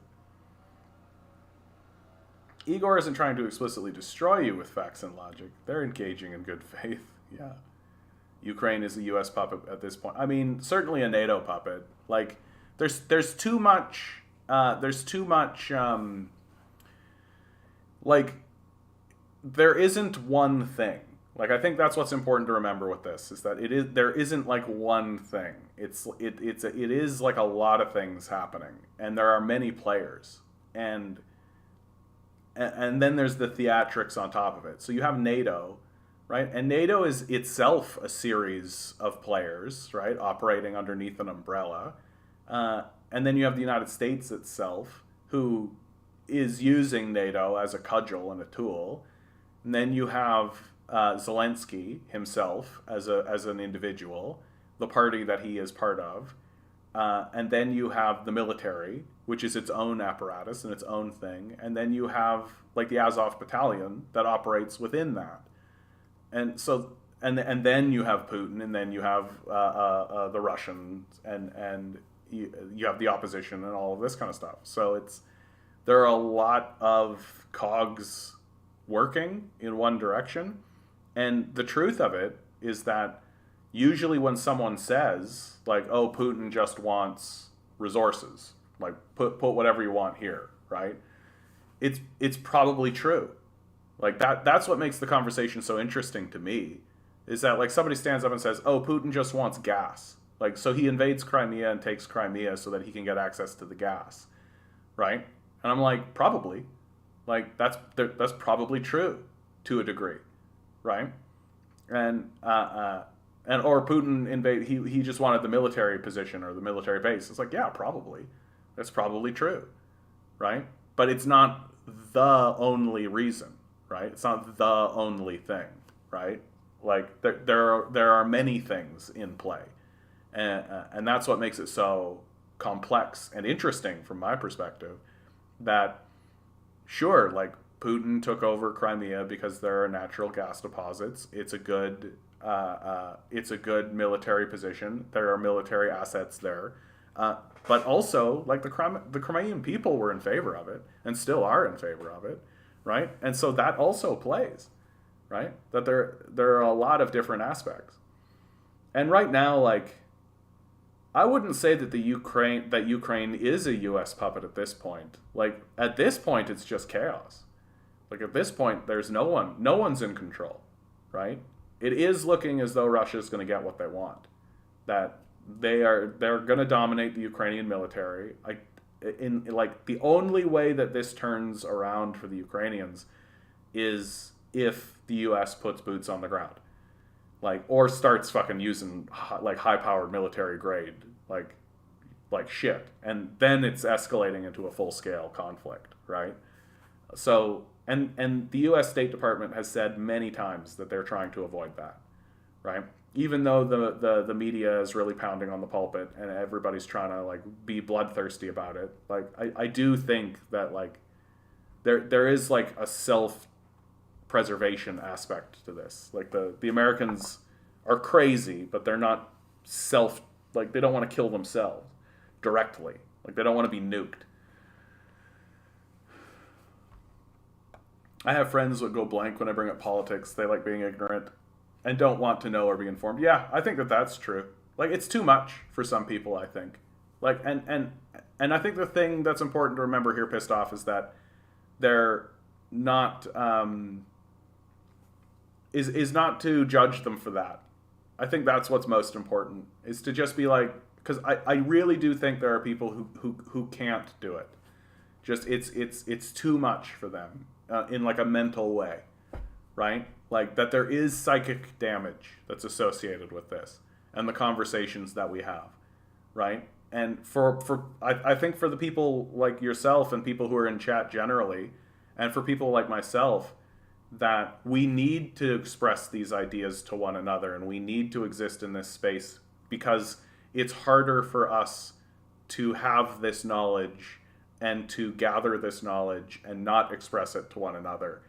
And so I really recognized it with my brother and my sister.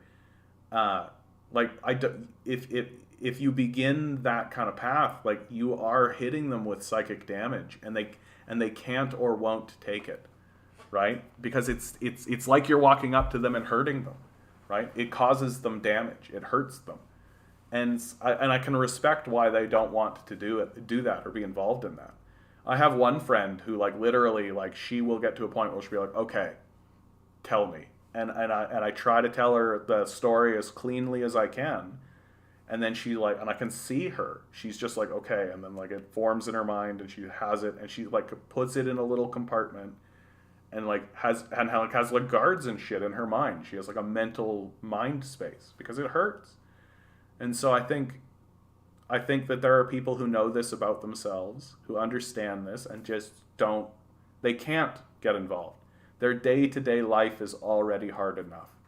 They've already taken on enough for themselves, and then to also ask them to take this other thing on, it's too much. It's too much. And so save it for the channel, save it for the Discord, right? Come here and accept that we're here to be in solidarity together. We're here to have these conversations, these difficult, hard conversations with one another, and spare your friends, right? If they ask you, or if you act like if. One thing I have found to be successful is if they start talking about it, you say to them, do you want me to tell you about this? Like, do you want the counter position? And if they say no, then respect that, because sometimes people just want to be heard, right? They just want to talk and be heard, and they don't necessarily want to have an argument or be countered or be in that space where they're receiving much more difficult information, right? Like, and it is difficult information. Like, for God's sakes, like, we're telling people that, like, the Canadian government funded and armed and trained Nazi groups in Ukraine. Like, I've got them dead to rights on that. Like, I can show you an article right now. Like, and that's not speculative. Like, that's dead to rights reporting from the Ottawa Citizen. And like, people can't handle it. They just can't take it. You know? This fella here, I don't know what to call you, mate, because I don't know what your name means. So, Neurope? Well, thanks for being here again, bud. You can't, why am I struggling with that name? Jesus. Yanukovych was under Putin, and he wants to sign trade agreements with Russia. Yeah, that's correct. Yeah, he was definitely more pro-Russia and definitely more pro-Putin. But Ukrainians wanted to sign trade agreements with the European Union. Yeah, that's absolutely accurate, bud. Rusty, how you doing, bud? Hope everything is okay, comrade. Haven't seen you in a second. And I've been on vacation, Rusty. I've been on vacation, man. Just got back. Literally, my brother left like 3 hours before the stream, so I'm feeling very, like, not low energy, but just like, you know, vacation energy. I'm very like, boo, kind of zenned out. But I'm going to say it again, guys. I am so happy that you guys are all here, man. There's always that latent anxiety that exists in me where it's like, no one's going to come and it's going to be zero. There's going to be nothing. But here you all are.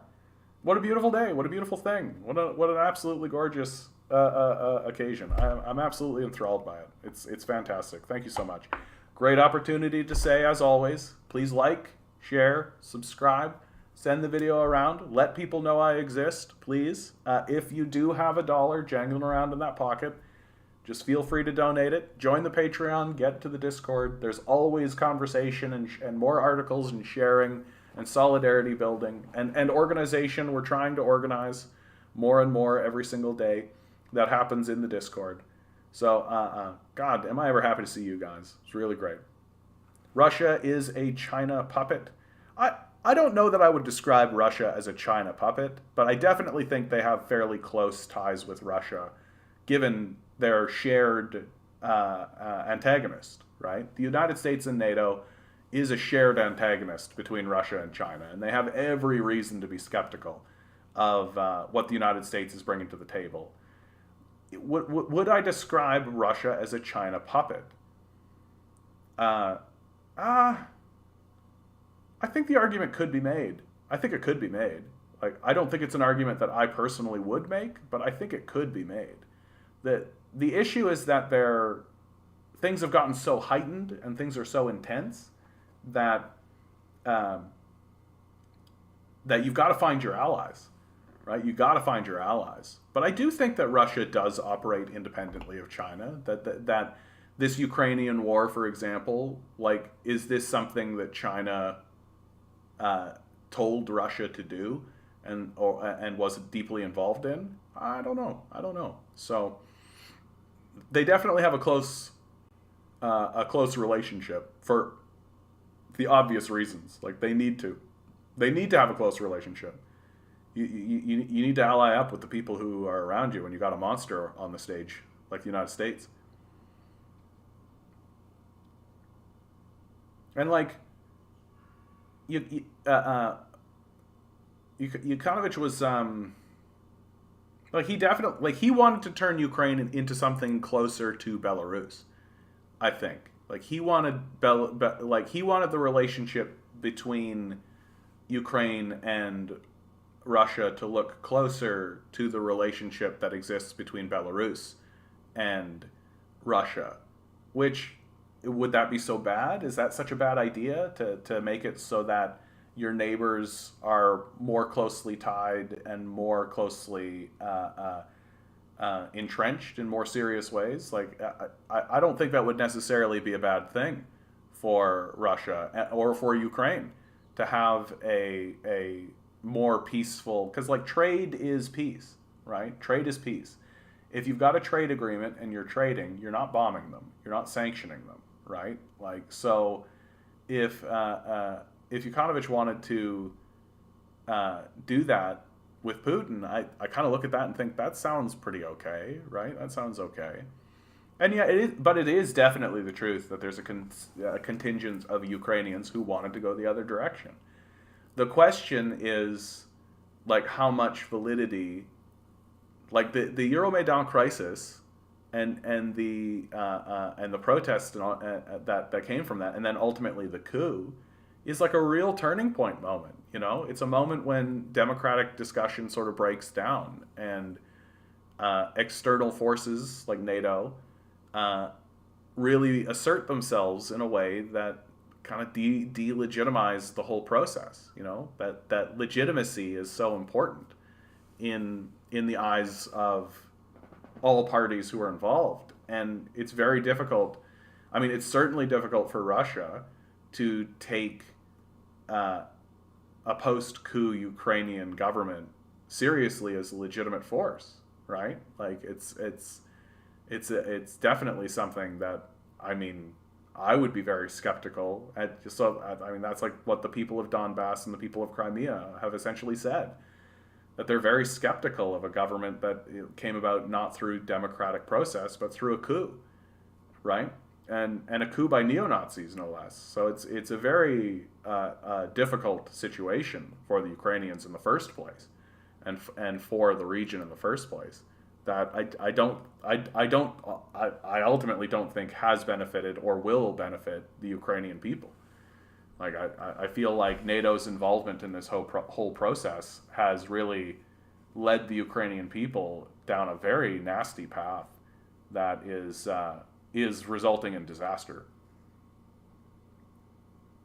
But people voted for him fair and square. You're saying with shitting on Eastern Ukrainians. Also, let's back off a little bit, Ligandis. Let's back off on that just a little bit. Like, let people air their grievances. Let's hear what they have to say. I understand where you're coming from, though, but I get it.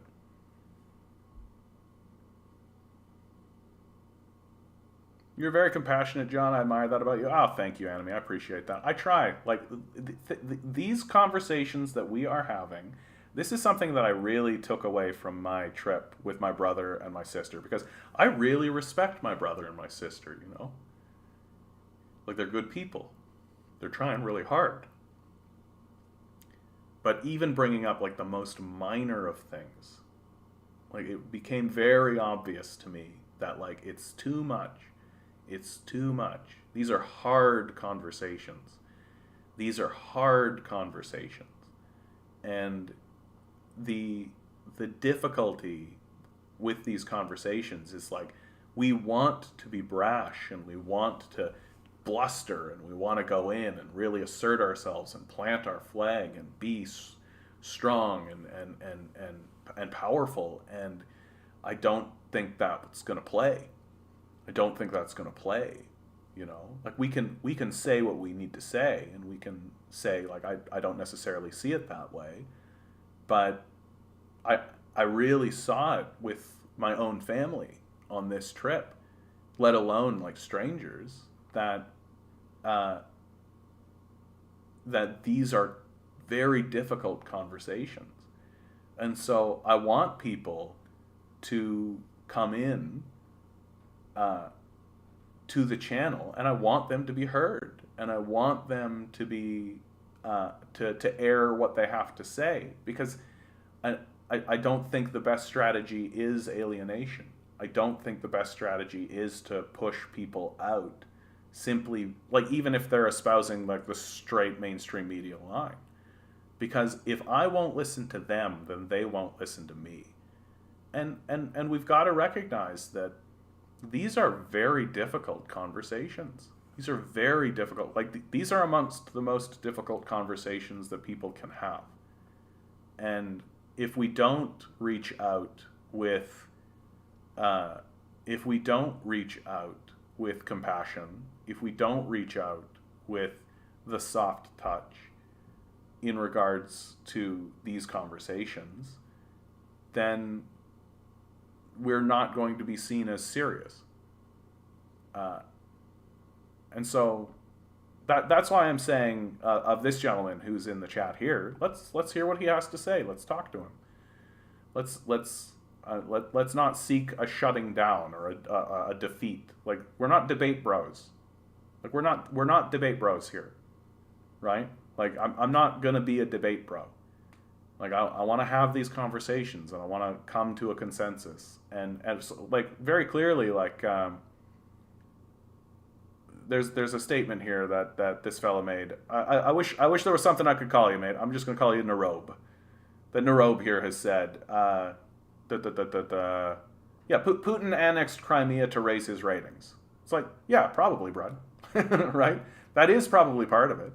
Like, it was politically popular for him to have done. Right? And if it wasn't politically popular for him to have done, he probably would have thought twice about doing it. So that probably is part of it. And there's a lot of things at play, right? There's a lot of things at play. Like I think the Crimean people were fairly in favor of it at the time, because the Ukrainian government had just been couped by Nazis, right? Like, if my government got couped by Nazis and there was another person being like, hey, I'll come in and protect you, I'd be like, okay, cool. Like, absolutely. I don't think I don't think Russia is a China puppet or even allies. Just they aren't trying to bite each other's heads off, and both don't like the West. I think that's probably the best, yeah.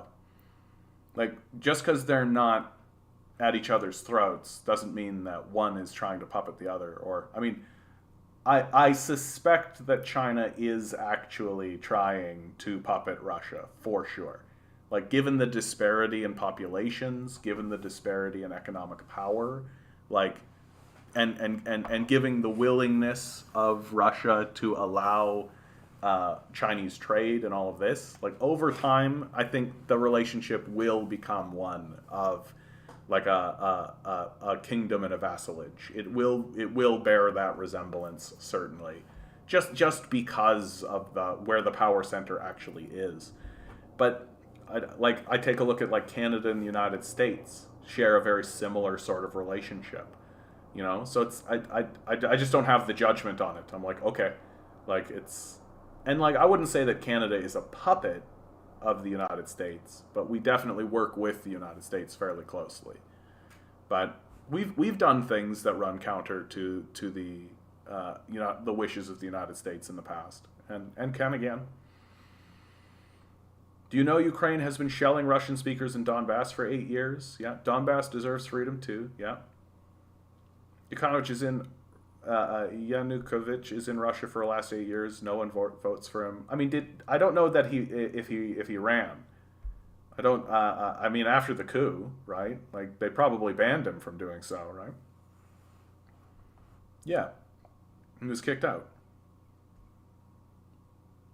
No one shelled Russian speakers. Ukrainians speak both fluently. That is actually factually incorrect. Just as a correction, the Ukrainians have been shelling Russian speakers, and as well as passing legislation to ban the use of Russia of the Russian language in the Donbass region. Like there's been very, very serious actions that have been taken against people in the Donbass for sure. Like that, you can take a look at some documentaries. The French documentary. If you type in Donbass war documentary into YouTube, you'll find a good amount of documentaries that really highlight the reality of the Donbass war, and that there has been a concerted effort from the Ukrainian side to, I don't want to use the word purge, that might be a bit much, but definitely to work against Russian citizens and Russian people within the Donbass region. So I think there's been a concerted effort that we're not really talking about, right, within the Donbass region. And so like that to me is important to understand for how we talk about this conflict generally, right? That if we don't really accept the Donbass war, and if we don't accept the difficulties that it has created for the citizens within the Donbass region, then we don't really have a clear mind of how that's affecting not just Putin but Russian citizens, right? Like Putin received quite a lot of pressure from opposition parties and opposition groups within Russia to do this, because there's a conflict happening on his border, right? Like I think like if there was a military conflict happening on the border of Manitoba, right, where like the Montanians or whatever were shelling people right on the border, I would think that would be a political conversation that we would be having and we would be taking very seriously. So yeah, but I appreciate your position. Like I mean, it's a difficult situation.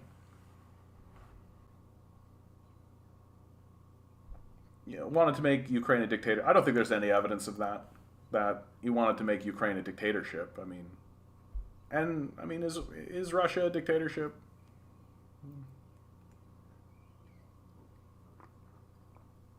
Putin needs to respond to his constituents. Carter, Clinton, Obama, and Biden all could have codified Roe v. Wade, but they never did because they could keep using it to drive people out to vote. The leak is a Dem psyop. Well, I actually think the leak was just to test the waters, see how much backlash they were going to receive, and given that they're setting up infrastructure now, yeah, I think they're pretty concerned that there's going to be a pretty significant backlash. Hey, John, ever considered vetting Discord calls in? I do think about that. Content. It's more work and I'm exhausted. It's more work and I'm exhausted, Content. Although I that's probably not a bad idea. Like, especially for people who are in the Discord, right? Like, if people are in the Discord, it would be easy to do. Like, I literally would go here, like go to here, the voice channel. I double click this. So now I'm in the voice chat, and anybody in the Discord right now could like be here, and we could be talking right now. So that's definitely something that I consider, and that I think some people think. I think that there are people who would want to do that, and so if you know what, if any of you guys, and if you're in the Discord especially, just send me a message on Discord, and we'll chat about what you want to chat about, and then yeah, maybe pull people in for like 8 o'clock or 8:30. I don't mind this idea. I mean, especially like some of you guys are really involved, man. Like some of you guys want to do more, and I can tell. And so if that's something that you guys want to do, I'm down for it. I am. Make this more of a yeah. Involve you guys a little bit more if you want to.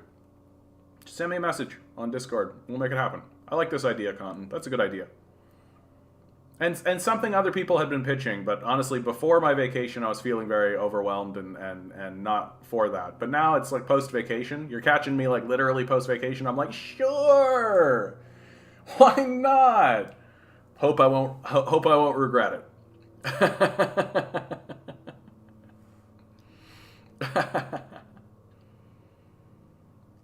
Yeah. And this is true, Ligandese. Like, they're majority Russian in Crimea. They welcome it. And all the polling we've done of Crimea shows that they're still in favor of that.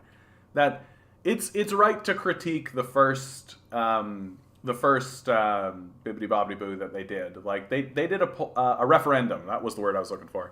They did a referendum pretty much straight away, and it was like 98% in favor of Russia coming in and all this. And people have pointed out, like, yeah, a bit sussy, like a bit like, really? You think so?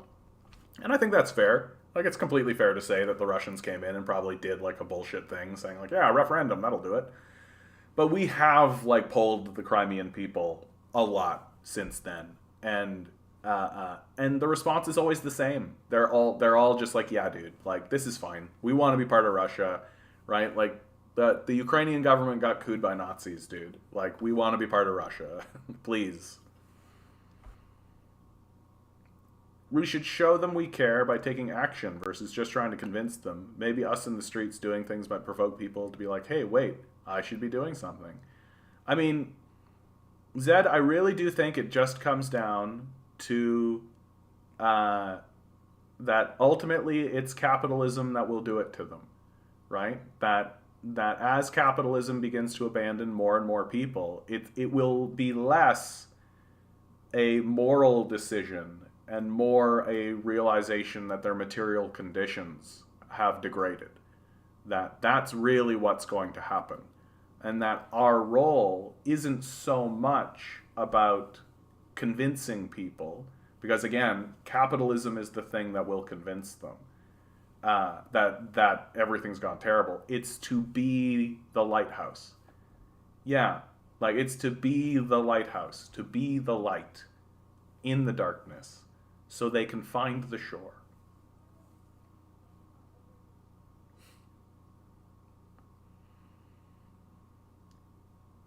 Because a lot of people are going to get abandoned. Like, a lot of people are going to get abandoned. It is inevitable at this point that I can't begrudge the people who are clinging on to the house they have and the job they have. I can't begrudge them, right? Because they're in their boat, and their boat is a boat, and it's gonna withstand, and they know it. So they're just in their boat, and they're like, okay, I'm in my boat, and you just got to get a boat. Just get a boat, right? But a lot of these boats are going to fall apart. And some people are on rafts, and some people are in rowboats, right? Some people are just clinging on to logs and shit. And as the storm becomes more, right, it's going to blow these boats apart. It's going to blow that stuff apart, and that's going to convince them more than anything. More than we could. Right? We could shout at these people every single day, just scream at them every single day, over and over and over and over and over again, and it would be less effective than what capitalism is going to do to them. Right? And so our job is not Like, reach out, talk to them, let people know we exist, right?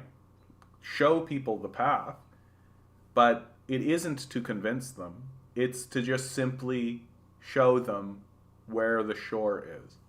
It's to shine the light, to let people know that we exist and that we're here so that we can actually gather and find a path forward. Yeah.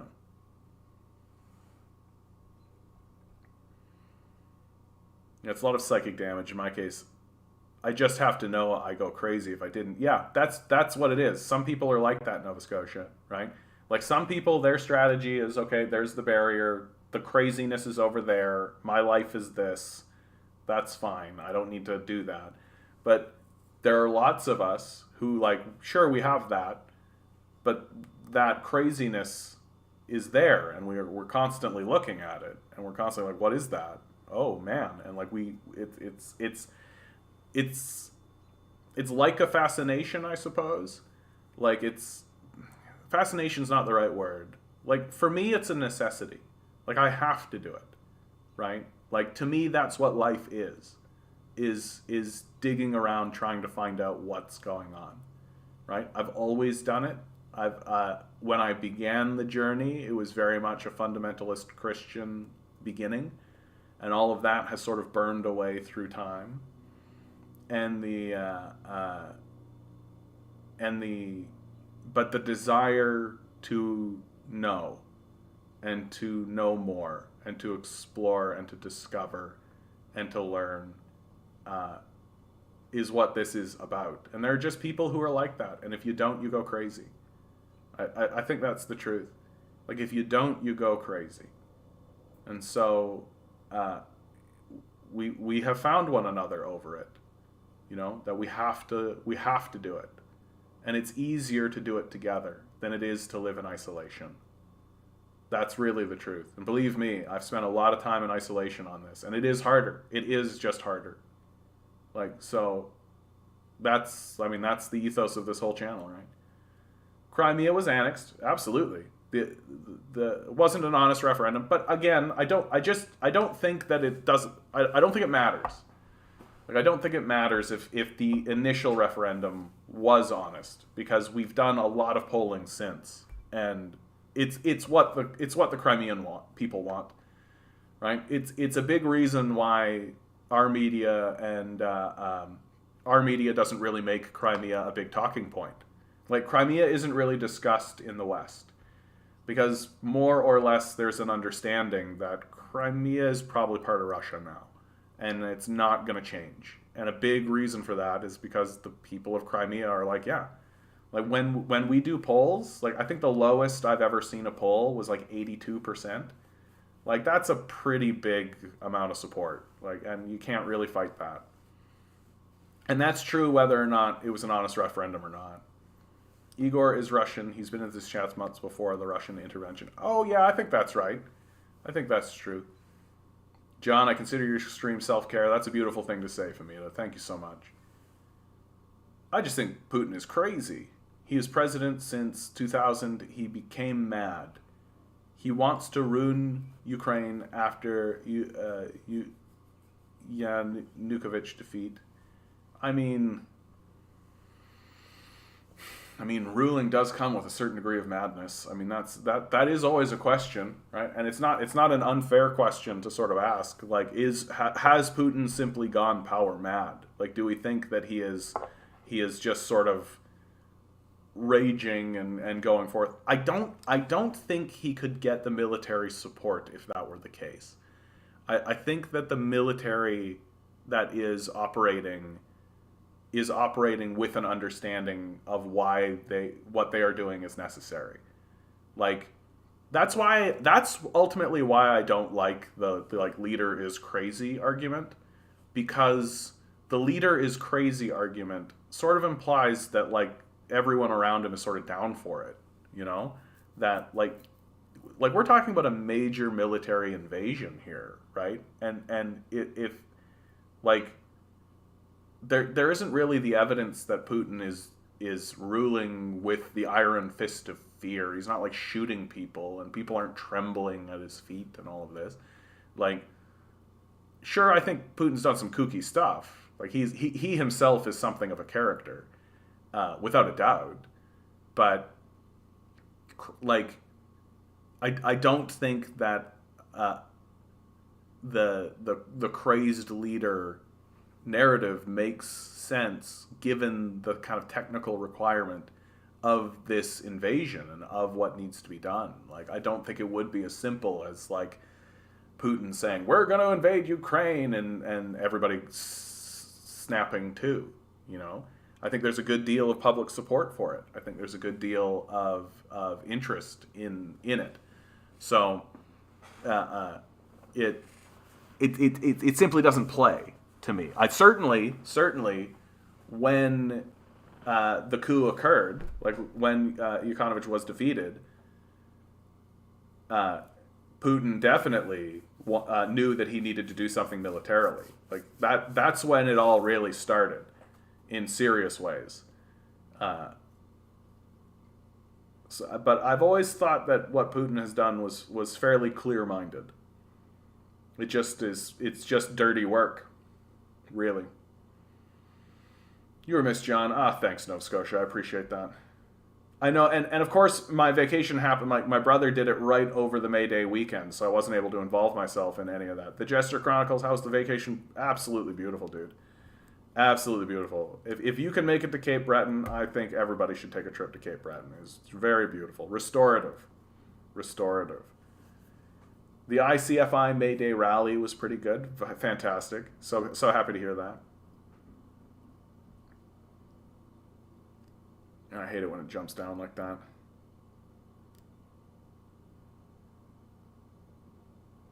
Oh, now we got a back and forth going on here. Yeah, well, he supported the separatists on Lugansk and Donetsk. I mean, yeah, of course. They're Russians, right? It is my opinion. Ukrainians want to live in their country and make their country better. Yeah, everybody wants to live in their country and make their country better. By becoming more white and more European. What about war? It is the stupidest war ever. We ruined many cities. We killed a lot of civilians. We will pay a lot of reparations. I think there's a lot of truth in everything you just said there. I mean, and I agree with your... like, war is always a terrible thing. No one wants war, right? Well, I shouldn't say no one wants war, but war is always like... But the truth of the matter is that the question is, how could this war have been prevented, right? How could this war have been prevented? And I'm more or less of the opinion that the only way this war gets prevented is if the United States and NATO de-escalate. And they didn't, right? Like ultimately, the critics of Putin, and Putin can be criticized. Like I'm not a Putin stan. Like I'm not his buddy. But the critics need to respond to the puzzle that Putin was placed with, which is that he's looking at a neighbor that experienced a coup created by an organization that exists to dismantle his country, right? NATO exists to destroy the Soviet Union. Right? And once the Soviet Union fell apart, there were big questions about whether or not NATO should persist and why does NATO exist anymore. It was a big question and big conversations happened with that, but it did. It persisted. And Putin attempted to join. Was it Putin that attempted to join it? Russia attempts to join NATO at one point, and NATO says no. And if you're Russia, and here's this organization that exists to destroy the Soviet Union, and it persists after the destruction of the Soviet Union, and then says no to you joining it, you got to start thinking, like, what's this about? Why are you here? And then it's steadily moving closer and closer towards your border, just steadily adopting allies, steadily taking people in, right? Steadily creating closer and closer diplomatic ties to people directly on your border, right? You gotta think, like, that's threatening. That feels very threatening and very scary for the Russians. And even to the degree that there's a great document called that William Burns, the current head director of the CIA, wrote when he was the ambassador to Russia, called "Niet Means Niet," where he wrote that the Russians have hard lines. And one of the hard lines that's being presented by the Russians is Ukraine becoming part of NATO. It's too much for them. It's too scary, and I think that's completely understandable, right? Like, it's completely understandable. You don't want this organization that exists in order to fight the Soviet Union to suddenly be up against your border. That's too much. That's too much. And then suddenly that organization is backing a coup in Ukraine involving Nazis. Like, the Russians have a pretty strong, long history with Nazis, right? And so the puzzle, and then after that coup, those Nazis, along with the Ukrainian military, head over to eastern Ukraine and start shelling Russians, right? This is a real problem. It's a real serious problem. So this is the problem that Putin is faced with. You've got your neighbor has been couped by NATO and the United States.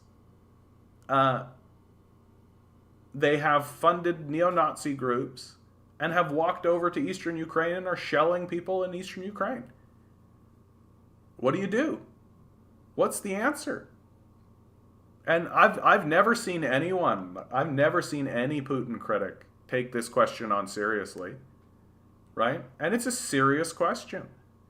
What is Putin supposed to have done?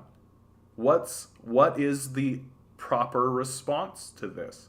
Because everything I just described, NATO moving in, NATO funding a coup, backing neo-Nazis to coup them, and then the neo-Nazis going to eastern Ukraine and shelling, all of that happened without Putin, right? All of that happens without Putin. Putin didn't do any of that, right?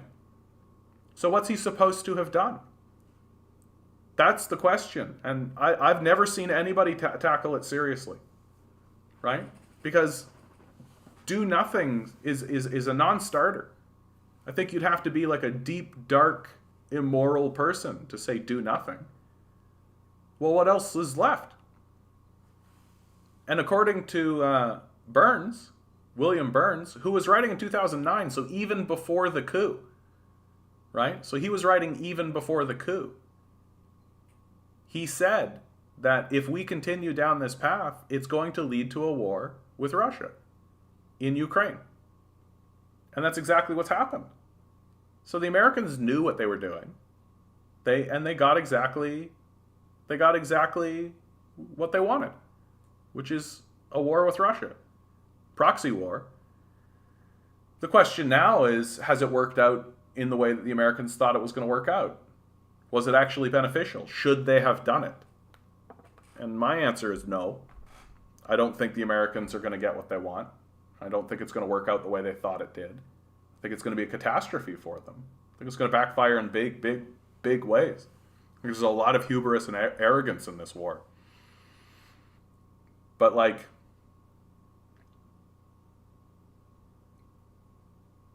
and I mean, so he supported separatists in Lugansk and Donetsk. I look at that very much how the French supported the Americans during the War of Independence, right? That the Americans were attempting a war of separation against the British, and the French came in and supported them for it. Should he not have? What should he have done? I don't think the best strategy is to manipulate you to agreeing to their point of view on stream to settle an argument, but misrepresent the argument so he hasn't agreed with you. Yeah. Igor, you should look at the essence of time movement. It's interesting. Oh, okay. What's the essence of time movement, Major? Essence of time movement.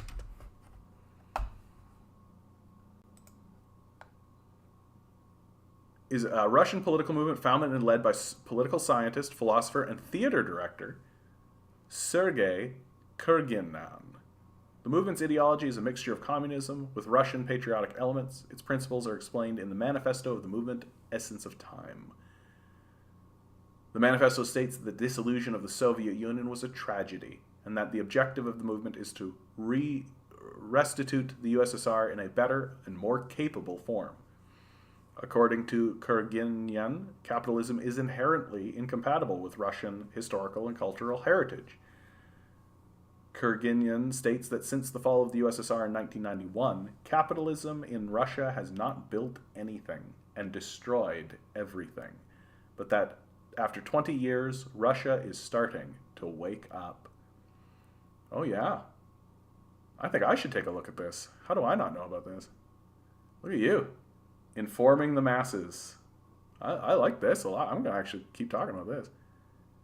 The movement is grounded in modern philosophy, incorporates the idea of Karl Marx, Max Weber, Erich Fromm, Antonio Gramsci, Alexander Bogdanov, Viktor Frankl, and others. One of the main principles of the movement's ideology is the ascription of great importance to the human spirit as a philosophical category, which is considered to be linked directly to the question of the ascent of humanity. This is awesome. This is kick-ass. The project subscribes to conception of uber-modernity, not to be confused with post-modernity, and on this principle hopes to build a new historical project for Russia. The project conceives a role for Russia in moving the world out of the global crisis of capitalism, based on the country's experience of alternatives to capitalist modernity and so-called post-modernity. The movement seeks to unite people with socialist and communist political views, as well as those with patriotic and orthodox Christian values, with the objective of creating a spiritual synthesis. One of the main aims of the movement is a revival of the Soviet Union on new principles, taking into account the mistakes of the past. The project is thus dubbed USSR 2.0. The movement envisions a new union state consisting of equal nations, where the Russian nation plays the role of the state's core. The stated ultimate goal of the movement is to bring to life the best of communism's ideas, a state of being in a society which provides for the awakening and development of the higher creative abilities of every human being. That's really fucking nice. Thanks, Major. Thanks for sharing that. Isn't that nice? The Essence of Time. I gotta get my hands on this. Look at this. You can literally just like click here. Oh, it's all in Russian. Wouldn't that have been nice? Like I just clicked on here, had this whole thing. Okay, I'm gonna leave that up. Take a look at that later. That's what I love about this channel, dude. You guys are always coming up with cool things. Like, this is cool. This is fucking cool. Together with the supporters of the current government, Essence of Time became one of the main organizers of the anti-Orange Revolution, meeting on Poklonyana Hill on February 4th, 2012. On the eve, the meeting activists with flags and symbology of the movement participated in pickets near Moscow subway stations, handing out leaflets, talking to the movement's activities, and calling on citizens to take part in the meeting. According to the MOI Moscow, the meeting was attended by about 140,000 people. Not a small group. The penalty for exceeding the number of participants in the meeting was paid for by Vladimir Putin. Okay, so this is something that Putin is involved in. How have I not? Where did you find out about this, Major? Looks to me like you're hiding a little treasure, a little piece of, a little shred of knowledge. Isn't that nice? Interesting. Very interesting. Okay.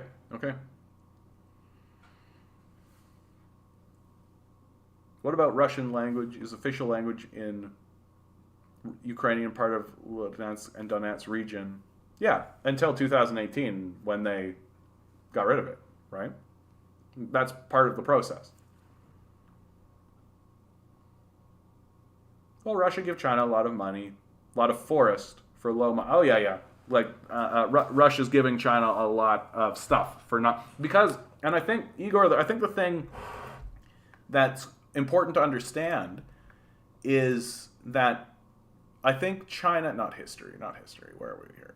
I think the thing to understand about the relationship between China and Russia is the Belt and Road Initiative. That Russia is going to give China a lot of hard assets and a lot of trade goods because China is working really hard to maintain a trade network with Russia and keep Russia involved in a trade network that I think is going to be far more beneficial. So if you give a lot of like coal, something real simple, you give a lot of coal away, but you trade that coal for trade rights, right? Because Russia exists as a major corridor for China into Europe. You take a look at this, right? So the red lines that you're seeing here are rail, high-speed rail. Some of this rail goes as fast as 600 kilometers an hour coming out of China. This is China's Belt and Road Initiative. Absolutely brilliant project that I think is crucial to understanding geopolitics. And as you can see, a lot of it goes into Russia, right? But the main corridor from Moscow to Minsk, right, into Europe is through Russia. And so Russia is trying to maintain this because this is a huge boon for Russia to have trade come through here. And this makes Russia crucially important to China's plans in the short term, right? There's going to be a bit of a lever, a little, once this rail gets built from Tehran to Ankara, right? And they're building stuff from Istanbul over to Budapest, right? And that'll create a secondary link into Europe. But that still means that like this link from Moscow to Minsk into Warsaw and into Europe is still very, very important, right?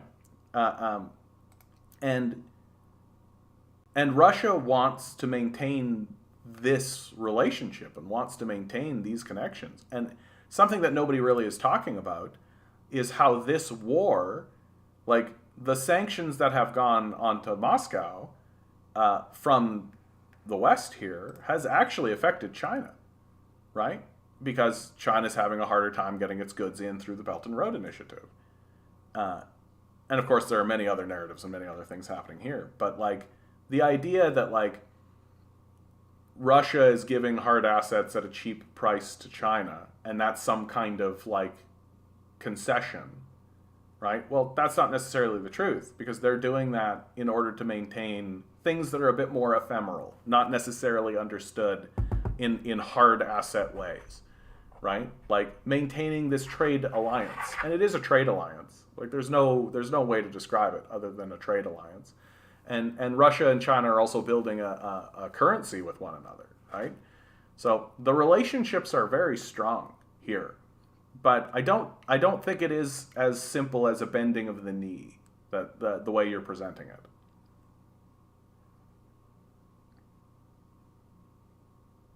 Every country has their Nazi, and Russia too. Absolutely, that's true. Absolutely, that's the case. And I'm here in Canada, we have Nazi organizations for sure. And if our Nazis were to get together and receive enough funding to coup our government, I would be very concerned about it. And my hope for other people in the world, is that they would be as concerned about the Azov battalion coupping the Ukrainian government that they would be about the Nazis in their own country coupping their government. That's become my statement, right? That yes, there are Nazis in our society.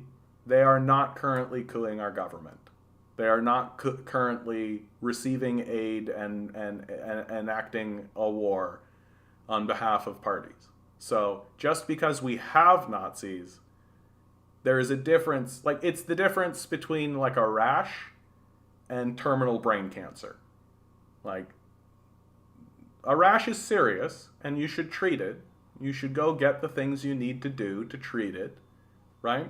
But it isn't terminal brain cancer, right? And there's just simply a difference between a Nazi organization that exists in a clubhouse somewhere and a Nazi organization that's actively coupping a government. It's just a very different thing.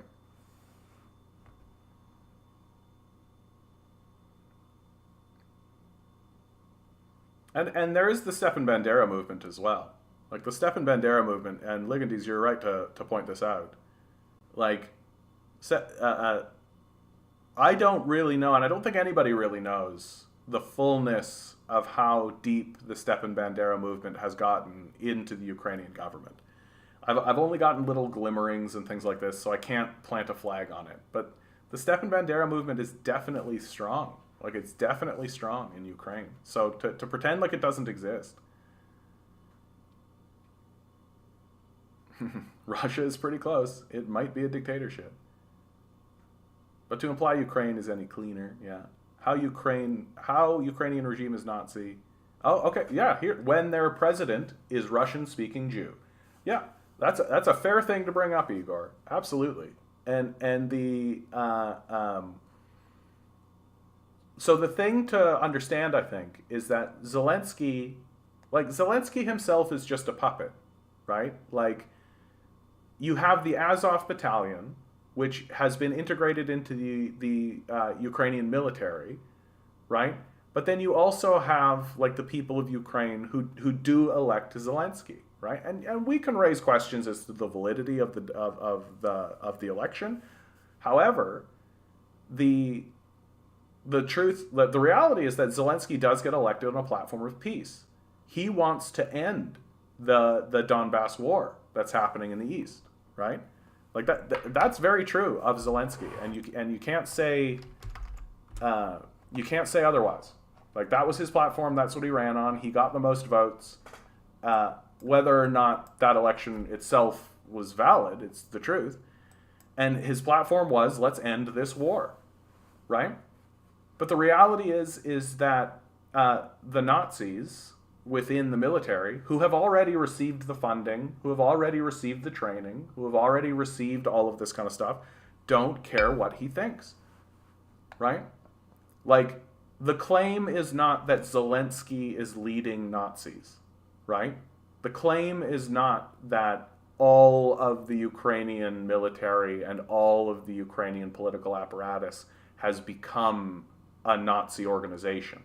It is different from, like, Adolf Hitler, right? That Adolf Hitler's Nazis took over everything. That the country became ruled directly by Nazis. That's how they operated. What's happening in Ukraine is different. That there are Nazis that exist. The Azov Battalion, Sector 16, I think, and then there's C6, and there's a couple of other groups. But Azov Battalion's the real big one. Those Nazis don't listen to Zelensky. It's just as simple as that, right? That the people of Ukraine elect Zelensky in order to end this war. But the reality is that there's enough of a fighting force of these Nazi battalions that exist and have been through the process outside of Zelensky's control, right? Because again, Zelensky doesn't really have much control of what's happening. Truly, nobody really listens to him. That he is just kind of a figurehead. If I wanted to use the nice way to talk about him, he is just kind of a figurehead that's been put forward by a democratic process, but no one cares what he thinks, which is why you should never arm and fund Nazis. It's just a bad idea, because at the end of the day, they don't listen to you. They don't care what you think, right? And so now this puts Zelensky in a very difficult position, because he can't start telling the world that my own military doesn't listen to me, and I am simply at their whims, because what's that? That basically swings political opinion right over to Russia, right? Now Russia's coming in to clean up a problem that Zelensky can't handle, right? Nor can he simply declare a surrender, right? Because the Nazis don't care what he thinks. That this is a war between Russia and the Nazis that exist, and that there's plenty of evidence to show that sections of the Ukrainian military have just given up, right? Like when the foreign fighters came into Ukraine and began to interact with military personnel, the military personnel were basically blowing these guys off. Because the military personnel were like, yeah, this is not really, like, we're not, like, I'm not going to go fight. Like, I'm not going to make a big deal out of this. So who's fighting? The fucking Nazis. Because they know what's going to happen, right? They know that there's no happy ending for them here, right? Like, it's fight or die for those guys. And this is what I mean when I say that it's complex and there's many players and everything is very difficult, because it's not as simple as Zelensky got elected and then Zelensky says military go and military does what Zelensky says, right? They're not listening to him. And so Zelensky is just dealing with the reality of that and what it means to be the leader of a country where you don't really have that much control. Where, like, NATO doesn't really listen to Zelensky. NATO's going to do what it wants to do. It's not going to abide by Zelensky. But what NATO has done is pumped Zelensky up as a figure to show the West that he's the face. He's the great hero, right? It's a good narrative. It's a good story. And it also means that Zelensky exists, like, the Russians need Zelensky now. Because any document that Zelensky signs, because of how much the United States has pumped Zelensky up, will bear legitimacy, right? The international community will have to accept it because Zelensky is the great hero, right? And so the fact that Zelensky is a Jew, right, and the fact that he is Russian-speaking, right, it just doesn't matter, because the people who matter in the conversation, in terms of the war, are the people who are doing the fighting, and that's the Nazis, right? Like, that's really what it comes down to. And if you wanted to continue the critique of Zelensky said some very, like, Zelensky has said that he wants to model Ukraine off of Israel. And if you're living in the Donbass region, currently being shelled by the Ukrainian military, and the leader of the country says that he wants to model the country off of Israel, which is maintaining an ongoing apartheid against the indigenous Palestinian people there, it's a very scary thing to hear. I'd be very frightened of that if I was living in the Donbass region. So I think that I understand why people reach for this. Zelensky's a Russian-speaking Jew, so how could he possibly be working with the Nazis? And is he working with the Nazis, or is he simply forced to accept the existence of the Nazis that NATO has funded, armed, and trained, right? And also, like, Jester does America isn't full of racists. They had Obama, right? Yeah. Joseph Goebbels was the Führer of Germany for 24 hours after Hitler died. He had a Jewish stepfather-in-law. Well, and Hitler himself also has, like, a Jewish heritage, right? So, like, it's a fine shield. It's a fine shield. I saw Hitler's speech before Polish invasion and Putin's before Ukrainian invasion. Sounds very, I mean, war speeches, right? If you went and found, if you go and find any of Roosevelt's speeches, Churchill's speeches, for God's sakes. Churchill's speeches are on that level, right? We will fight them on the beaches. We will fight them on the shores. We will fight them on the streets. Yeah, like that's just war speeches, dude. It's what they are. 58% of Russians support the intervention. About 23% oppose. The rest are mixed. There are more Russians who support, but Russians who are against still exist. No, of course. Like, of course. And honestly, like, I'm completely unoffended. Like, Ligandese, you seem more offended than I am. Like, I'm completely unoffended by this. Like, these are fine things to bring to the table. Like these are the kind of mainstream media talking points. These are the talking points that are going to come out of out of an anti-Putin, anti-Russian war perspective, and we have to know how to respond to them, right? And respond to them in a way that's fair, right? Because I do think that the questions are fair. Like it's not nothing radical here. Like so I'm fine with these questions, Igor. I hope I hope I'm not like offending you in any kind of meaningful way. Isn't Russia a Nazi country? Wow, come on, bud. Like, come on. Like, Russia a Nazi country? Come on. No. Like, come on. When we have only government TV, we have cult of Putin personality. Twitter, Facebook, and Instagram was blocked in Russia when invasion was started. Well, I mean, of course they were. Like over here, we banned Russian television. Like that one cuts both ways. And the cult of Putin personality isn't unique to Putin, especially in Russian history, right? Like Stalin had a pretty big cult of personality too, and so did Trotsky. Like, but the cult of personality is pretty ubiquitous in terms of leadership, especially of big nations, and that's actually a really interesting thing to talk about in regards to Russian history, right? Like, the Russians really never shook that kind of, key leader, right? There's always a king, a Tsar, right? There's always like Peter the Great. There's just like always the figure and the icon that exists in the mind of the Russian people. And the Americans have this too. Just there's always like the venerated iconic cult figure that was the monarchy and then persists through the systems of communism over there and the democratic system over here. And so I don't think that that's particularly like a Nazi thing. And I mean, when you only have government TV, I mean, yeah, that sucks. It means you don't get friends. But I don't think that like Nazism, like what makes Nazism is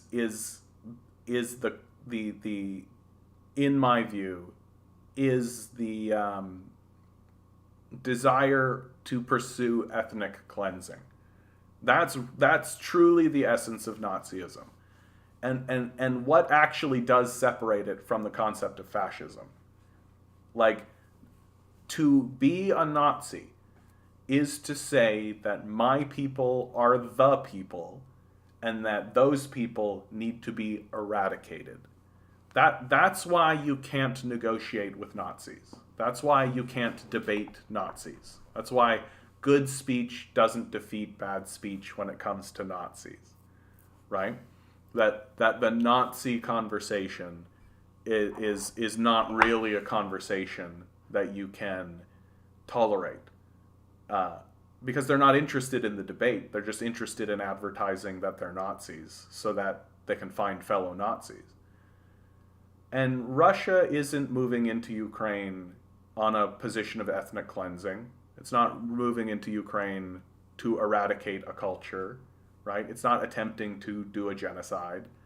Like, it's not waving an ethnic cleansing kind of flag, nor does it organize itself along those lines. Quite to the contrary, near as I can tell. So, to call Russia a Nazi country, I think, is too far in big degrees. I think that you can make the argument more successfully that there is a vein of white supremacy that exists throughout Russia. I think that that's more convincing, and I think that you could find more evidence and find that fight more successfully and fight from that position more successfully. But to say that it's Nazi, I think that's a bridge too far. And yes, you're talking about, I don't remember his name, but the opposition leader is in prison. Yes, I think that that's a story that I'd like to invest a little bit more time into, because I don't know nearly enough, but the optics are certainly very bad. Like, certainly very bad. Like, he's in prison for something like fraud, right? I'm like, come on, dude. Like, you can imprison anybody for fraud. Like, fraud is so obvious. Yeah. So yeah, you're right to bring this up for sure, and it's definitely a criticism of Putin that I think is necessary to maintain, right? Because like simply imprisoning an opposition or a political opponent, like I'm not personally happy with that, and I'm not like Ligandi's is saying good. He would have sold Russia to the West, to the Americans. I mean, that could be part of it. Again, I don't really know that much about that moment, but it certainly is bad optics.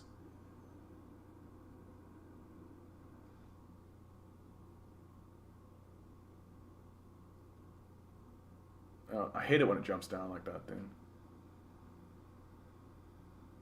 No, again, like I think that this is a good conversation to have. I'm gonna blaze through some stuff and be, hey Bumble, how you doing, bud? Good to see you. Robert Stan. Robert Stan, love it. Cuban Missile Crisis, such a Western chauvinistic way of telling history. Sad when not even communists know that the U.S. had operational nukes in Turkey pointed at USSR 2 years before Cuba. Yeah, absolutely. Dude, that was just that. What a. Man. Nukes, eh? Like, what the fuck? We should not have these, dude. Okay, besides an obvious troll, I don't think he's a troll.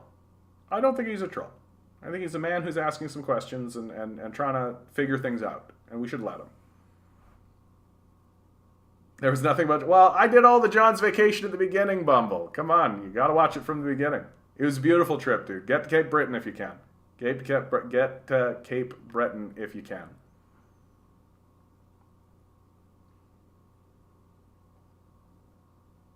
I see how Russia slow become North Korea. Oh my god.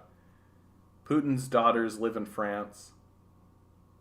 They pay taxes there. Many Russian officials live in the U.S. And their children live there too. I mean, Putin has worked really hard to keep his family out of the limelight. And I mean, this kind of statement kind of convinces me, like, North Korea is not in the state that Westerners think it is. Like, this is a very interesting story that's happening here, and one that I hope can seek some kind of resolution, because, like, it's like an ongoing war. It is. Well, it's not like an ongoing war. It is an ongoing war, right? And the stories that we tell about North Korea are outrageous, like just absolutely outrageous, asinine bullshit. Just got back from a rainy walk. Gonna have to review the chat, see how the vacation went. Oh, I talked about it right at the beginning, Bumble, so please do. Good to see you, bud. Good to see you. It is forbidden to threaten nuclear weapon. Putin did it. Yeah, absolutely. No, absolutely, dude. No, you're right about that. Like, he's definitely rattling that saber, right? Like, because he's very concerned that the United States is going to start putting boots on the ground, and so he kind of has to. You know, like I know that it's like, this is why I think we should not have nukes. Like, nukes are a fucking huge, huge, huge problem. But, like, and, like, we are kind of getting into, like, oh, well, we poked you, then they poked back, and they poked you. Like, the real question is, who has the power to de-escalate the situation? Right? Who does actually have the power to de-escalate the situation?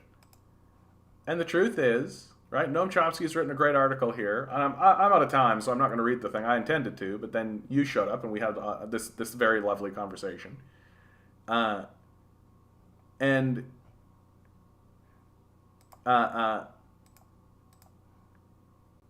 the people who have the power to actually de-escalate the situation is NATO and the United States. That if they were to step to the table and actually engage meaningfully in negotiation and engage meaningfully in trying to find a diplomatic solution, I think one would be found. But the reality is that there is no diplomatic option for Putin and Ukraine because NATO and the United States refuse to come to the table, literally walk out, right? And if you're in that kind of circumstance where who's creating the conflict and who's making sure the conflict continues, it's not actually Putin, right? Putin is responding. Putin's pushing back. And I think Putin would be very happy with the diplomatic solution. Like, it's it's a deeply unfortunate situation.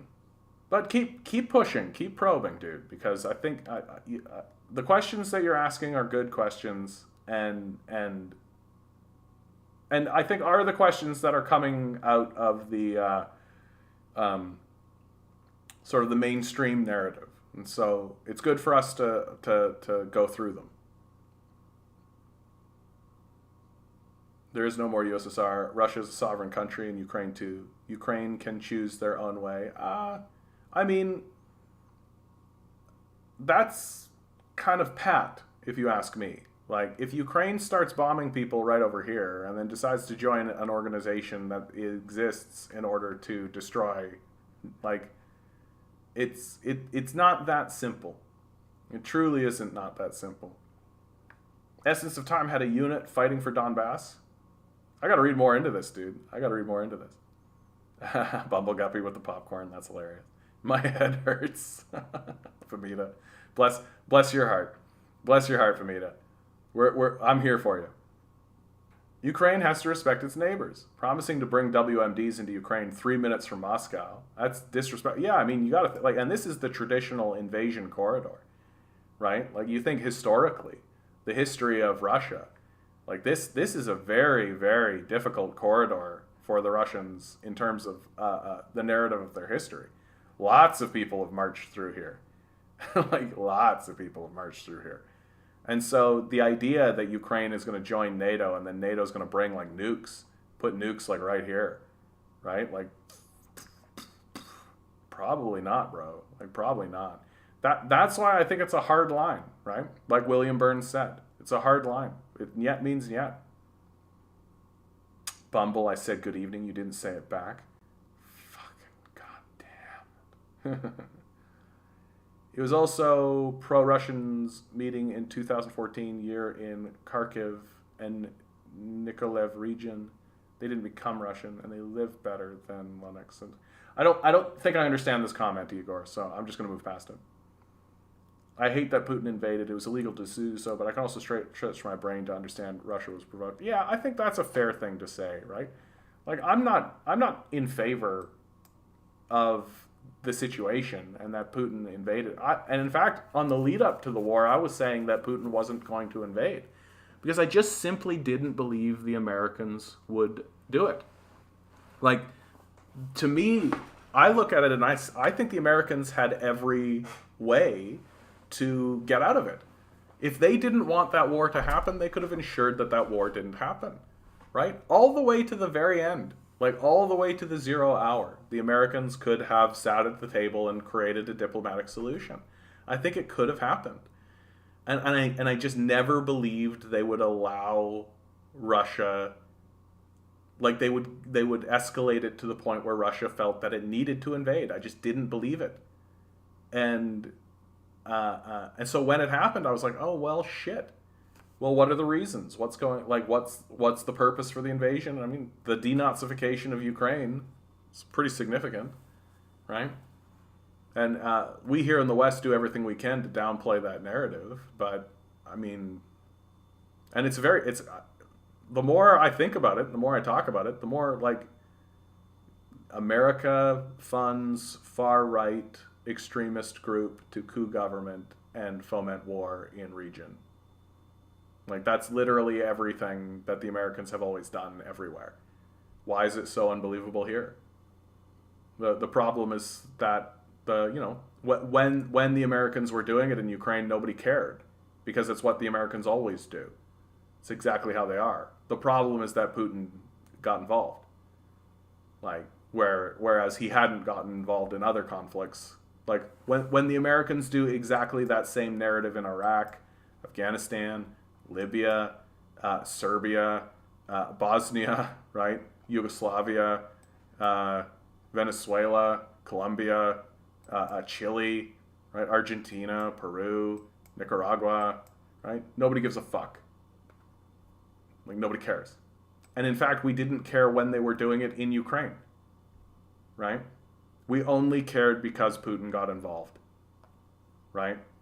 And then suddenly Putin's a war criminal, Putin's as bad as Hitler, Putin's this, Putin's that. And it's like, Is that how normal it's become? It's become so normal for the United States to fund extremist groups in countries and coup governments that we're just like, yeah, that's what they do. Just let them do it. No. No. Yeah, BRI, avoid the U.S. Navy. Absolutely, dude. Well, I mean, for God's sakes, the United States is writing a document in 2016 called Thinking Through the Unthinkable, War with China. Like, that came out of the Rand Corporation. They're literally like, how can we destroy the Chinese shipping without escalating to a nuclear war? That's literally what they were writing about. And if I'm China, I'm going to like read that document and be like, yeah, so let's do rail. Are Kharkiv and Nikolaev being bombed nearly as much as Donetsk and Lugansk are? Yeah. Russia sent militaries to Kharkiv in 2000. Russia didn't send militaries to Kharkiv. I mean, because Kharkiv's not trying to seize its own independence, right? I get information from Wikipedia, also some Russian and Ukrainian news, yeah. The point is Donetsk and Lugansk live worse than Kharkiv and Nikolaev because the armed forces of Ukraine are bombing them, not because Putin is evil. Yeah. You're lucky John is actually this patient to you. I mean, that's how you build. Again, what about the Roma in Ukraine? They've been treated poorly for years. Yeah. Famita always bringing up the Roma. Yeah, always good. Always good to the Roma people. Who did support separatists? Read about Igor Strelkov, Gherkin. I mean, of course, like this Russian separatist line, I've never really understood why it gets brought up. Of course the Russians are going to support separatists in this region, right? That if separatists come up and are fighting for their independence, right, from a country that has had a coup, right? Of course the neighbors are going to support them, right? Like, unless it's just a rebellion and then they don't get involved. But like, yeah, like I think it's completely it's like a total non-starter for me. I'm like, what are you talking about? So Russian-speaking people in this region are trying to foment an independence movement and are fighting back an army that's actually actively shelling them. And the Russians are going to support them with arms and then eventually direct support, direct intervention. Like, it's completely non-controversial to me. It's like a non-point.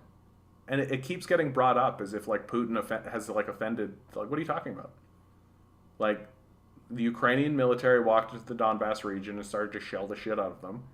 Putin started funneling weapons to support them against that war. Pretty straightforward. It's like a total non-starter to me.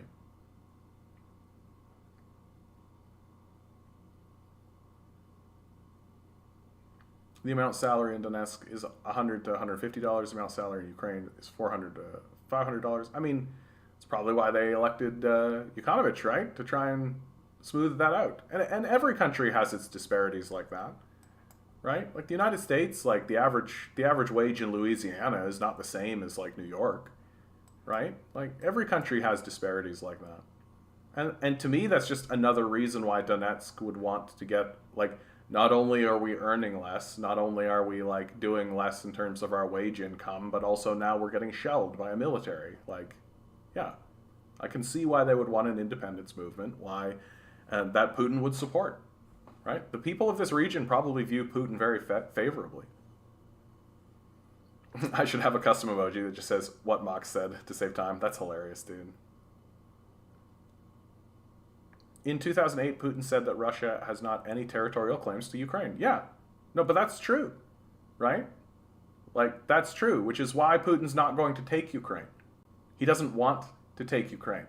That how this all resolves, and it is going to resolve, but how it's going to resolve, and this is the funniest part about this, Igor. Like, this is the funniest part.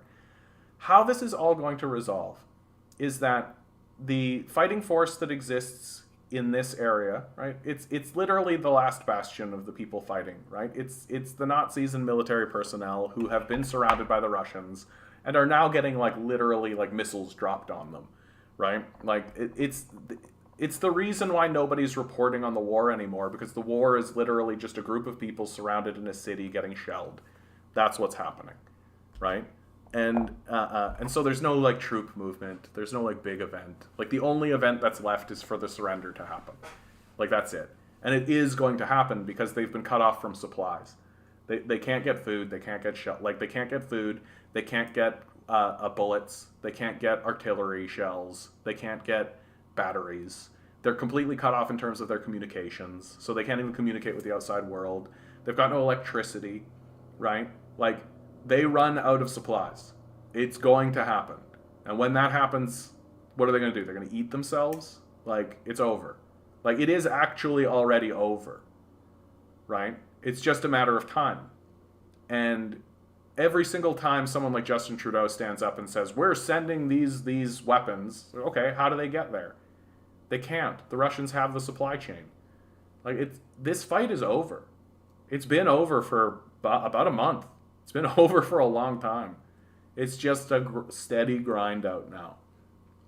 And NATO has every reason to want to grind it out. So, but how it ends is that there'll be a general surrender soon enough, right? And that general surrender will mean that the fighting force of Ukraine is finished, that no one can fight anymore, and the diplomats will say to Zelensky, okay, these are our terms, accept them, and if Zelensky doesn't, then they'll go and take Kiev. And then enforce their policies, right? And just get rid of Zelensky and just say, okay, well, we got it now, so this is what we're going to do, right? And if Zelensky has a brain in his head, and that's debatable, but if he has a brain in his head, once the Nazis surrender, he's got no reason to continue with this facade, right? He has every reason to capitulate. And so what are the terms? Well, the terms that the Russians have been fighting for this entire time is the independence of the Donbass region, right? Which may extend, like, depending on how much more blood and gold is spent on this, may extend, right? But it's always been this region here will become independent, right? Crimea will officially be recognized as part of Russia, and Kiev will sign a document saying that they will never join NATO. And that's what's going to happen. And there'll be differences, of course, in little things here and there, right? But that's the bulk of it. Like that's the broad stroke. And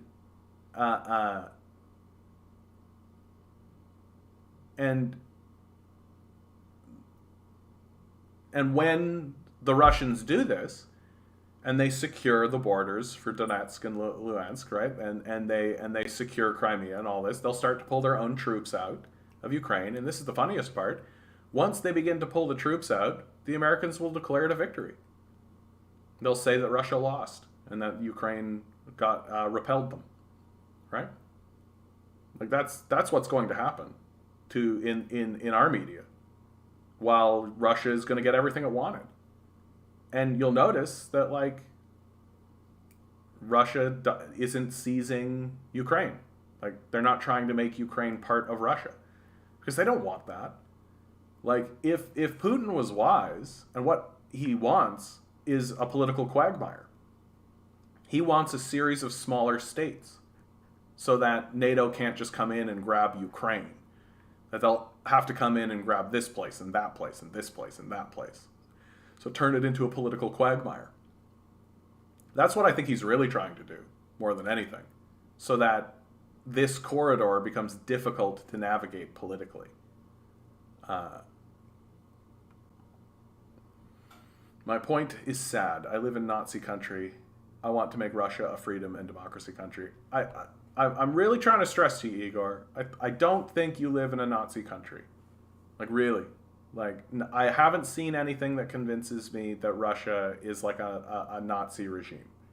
Like, there's no concentration camps. There's no ethnic cleansing. There's no systemic any of that. I understand that now is a hard time, for sure, especially with the economic recession that Russia is experiencing, the shift, the sanctions have come in, all of that kind of stuff, and it's a time of war, for sure.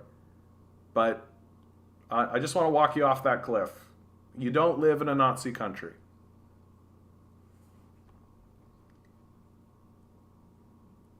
And Russia is poor, except some cities will become much poorer. Yeah, that's the trajectory of humanity at the moment, dude. That's the trajectory of humanity. Anyway.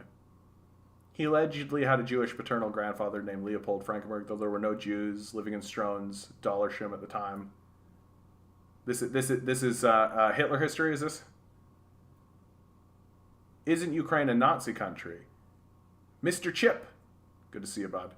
Idolizing Bandera, integrating Azov, butchering Russian-speaking population of Donbass, writing about how they are pure Slavs, etc. I mean, there is a Nazi element for sure, Mr. Chip.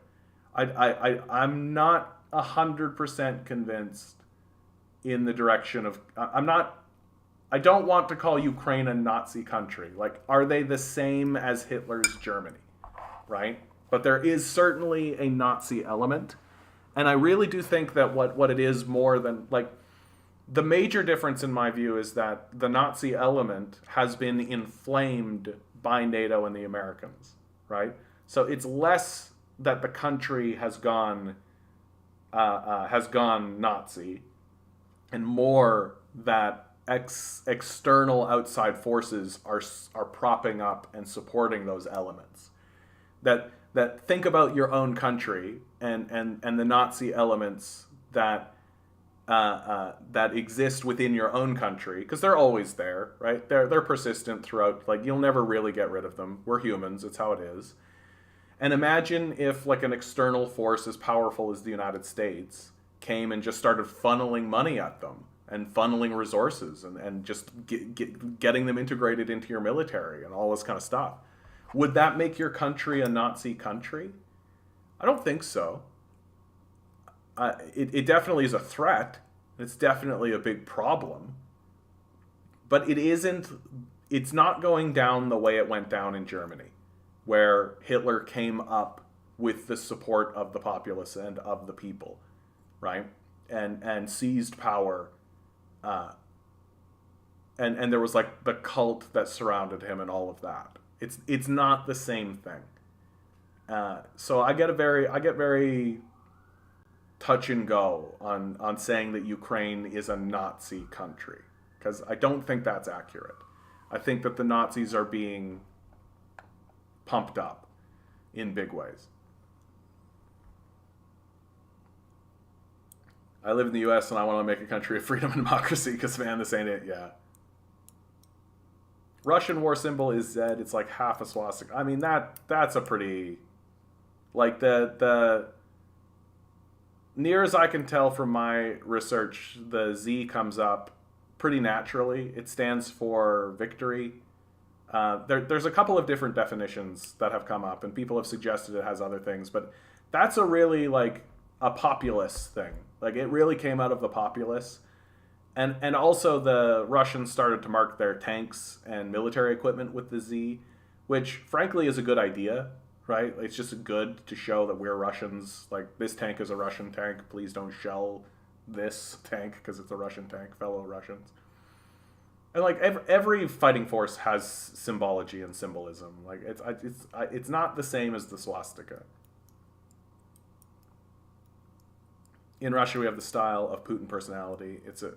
It is a feature of a Nazi country. I mean, you don't have a lot of stuff that you need, right? Just because, like, there's a leader that's popular doesn't make it a Nazi country. Like, if that were the case, there would be a lot of countries that would be Nazi countries. Like, a lot of, like, is Maduro a Nazi?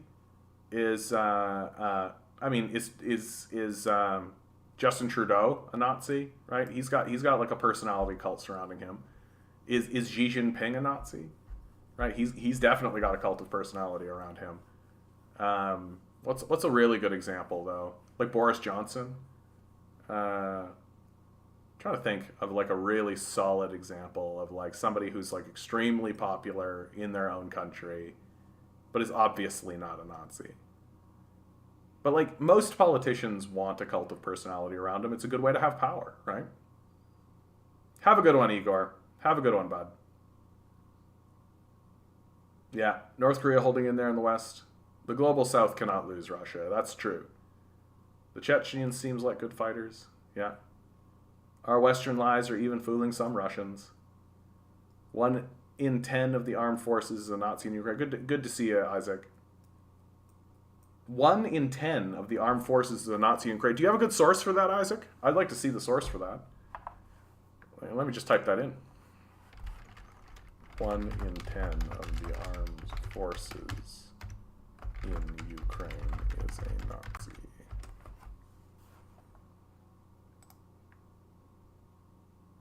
I mean, factchecks.org. Yeah, the Western strategy is... oh, hey. Here's an article I haven't seen. Yeah, this title really encapsulates it, doesn't it? Right? Like, Ukrainian Nazis are real, but their influence is marginal. Right? So it's acknowledgement and then downplaying. That's the new strategy, right? Because they know that this narrative is seizing. They know that it's taking hold. Because it's obviously true. You've got like the Ottawa Citizen reporting on it. Like it's that there are Nazis there. So I am going to take a moment to actually read this. So have you heard about the Nazis in Ukraine? Probably if you've listened to Vladimir Putin's speeches justifying his invasion, which tend to include claims that it is a denazification of a country overrun by fascists. Or quite possibly, if you follow certain social media accounts or US TV shows, most on the anti-imperialism far left or the globalist conspiracy right. You know what? I got to tell you, I actually really value what he's done here, right? Because it's very tempting, I think, and it's going to start happening. I see that it's starting to happen, where we're going to get lumped in with the QAnon crowd, right? That's what they want. They want us to be the QAnon crowd. But I really appreciate that he's being very specific, most on the anti-imperialism far left or on the globalist conspiracy right. That's very kind of him to have done that, so I've got to acknowledge that. But some more mainstream. These commentators make the case either that Vladimir Putin has a point, hello, or that neither Russia nor Ukraine ought to receive Western backing because they're corrupt and hateful foreign lands.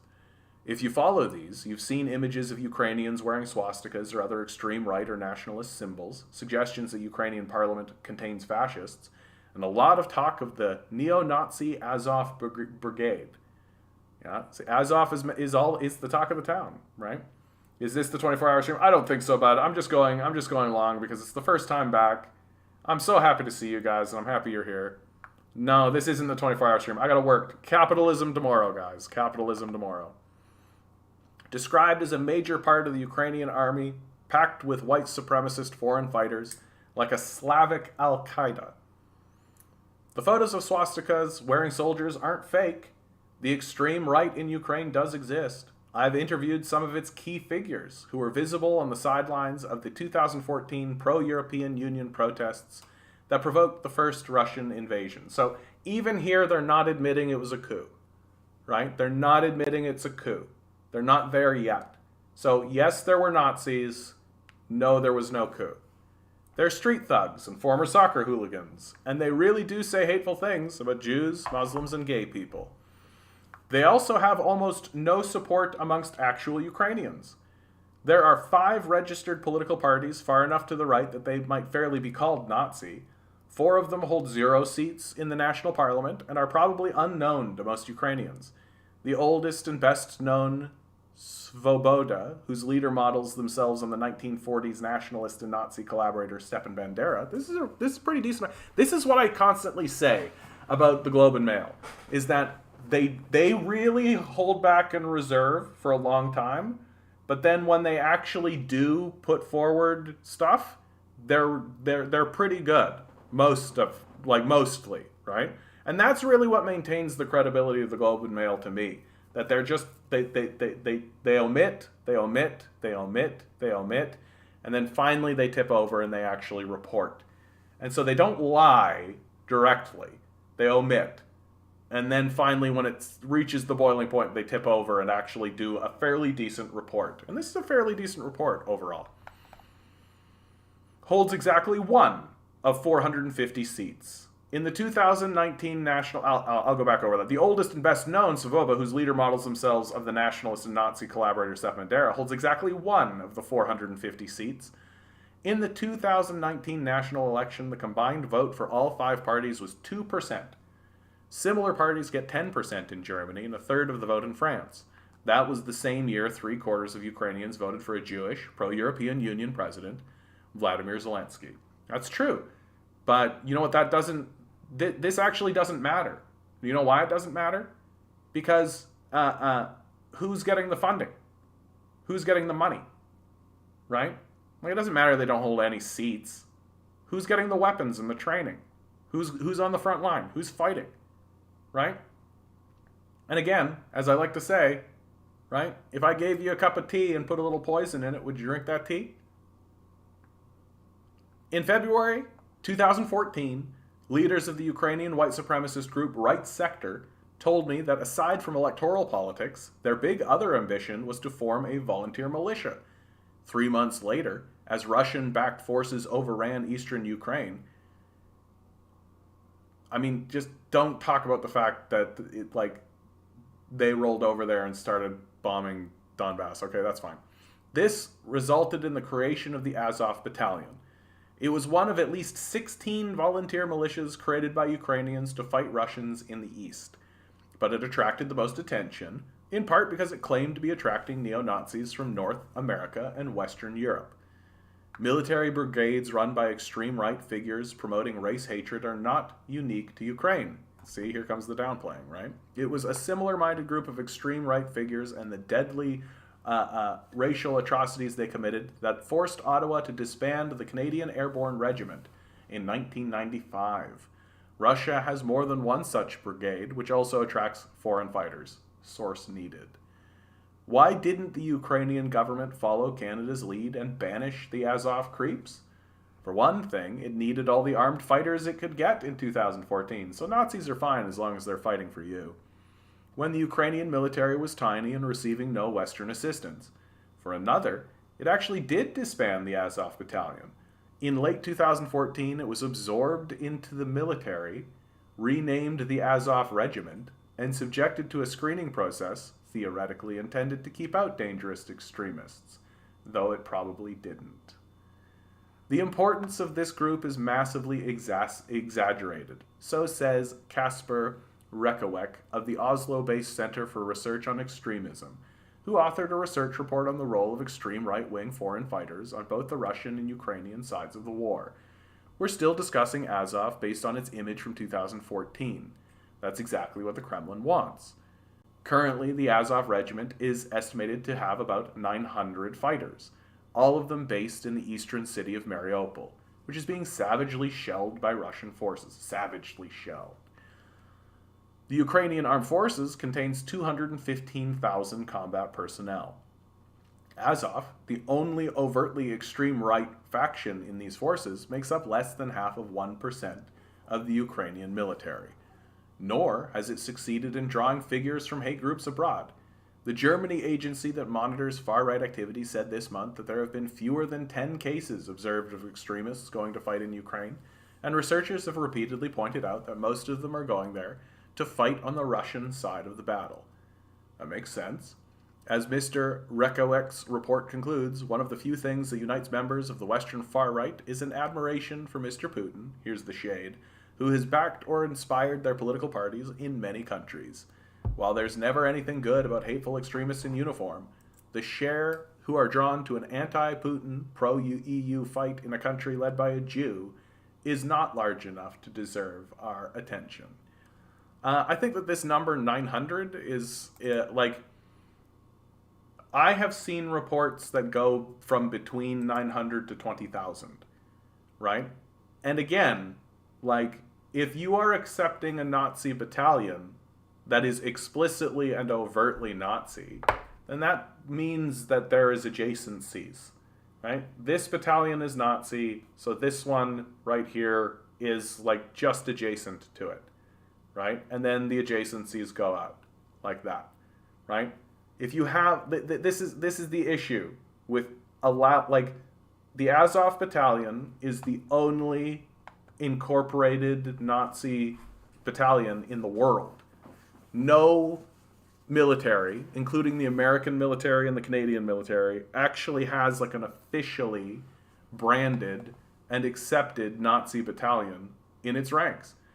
And this comparison here, by the way, in the 1995 Canadian disbanding of this group, it's a false equivalency, because we noticed that there were a bunch of white supremacists getting into a group, and so we disbanded them, right?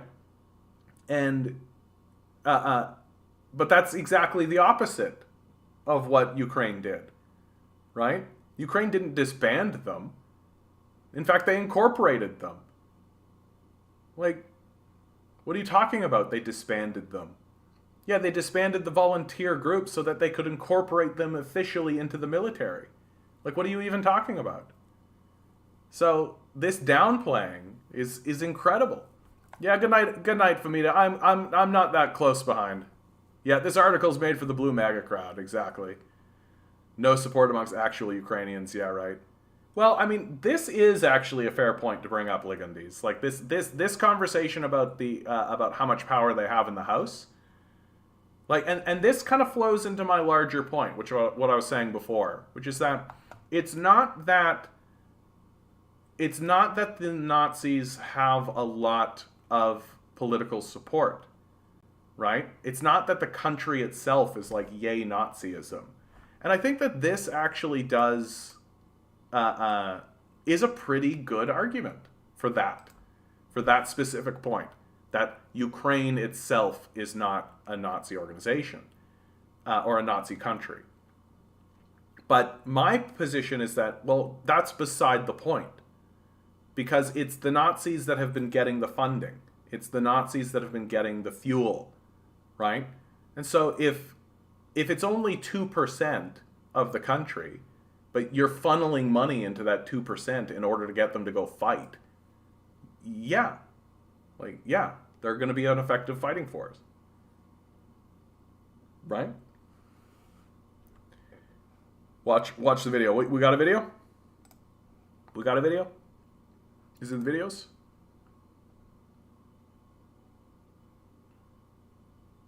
Which video are we talking about here, guys?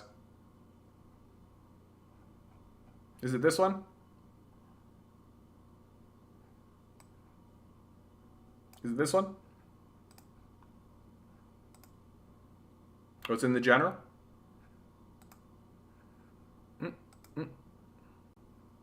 Got it.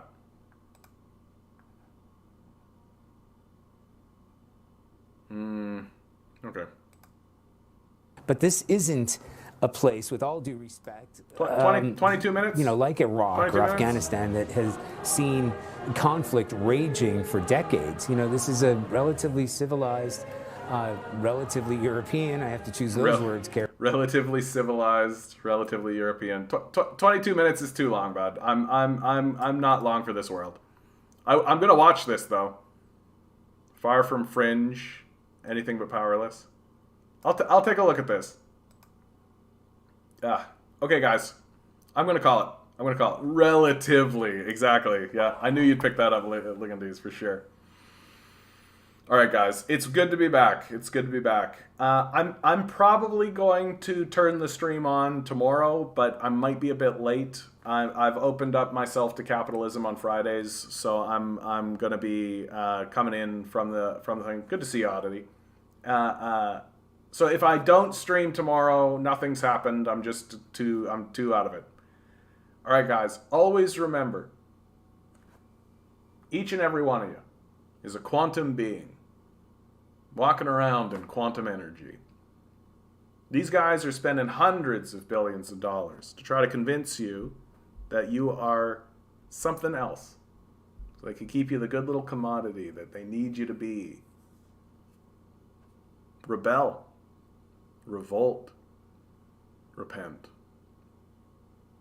Good luck. We're going to need it.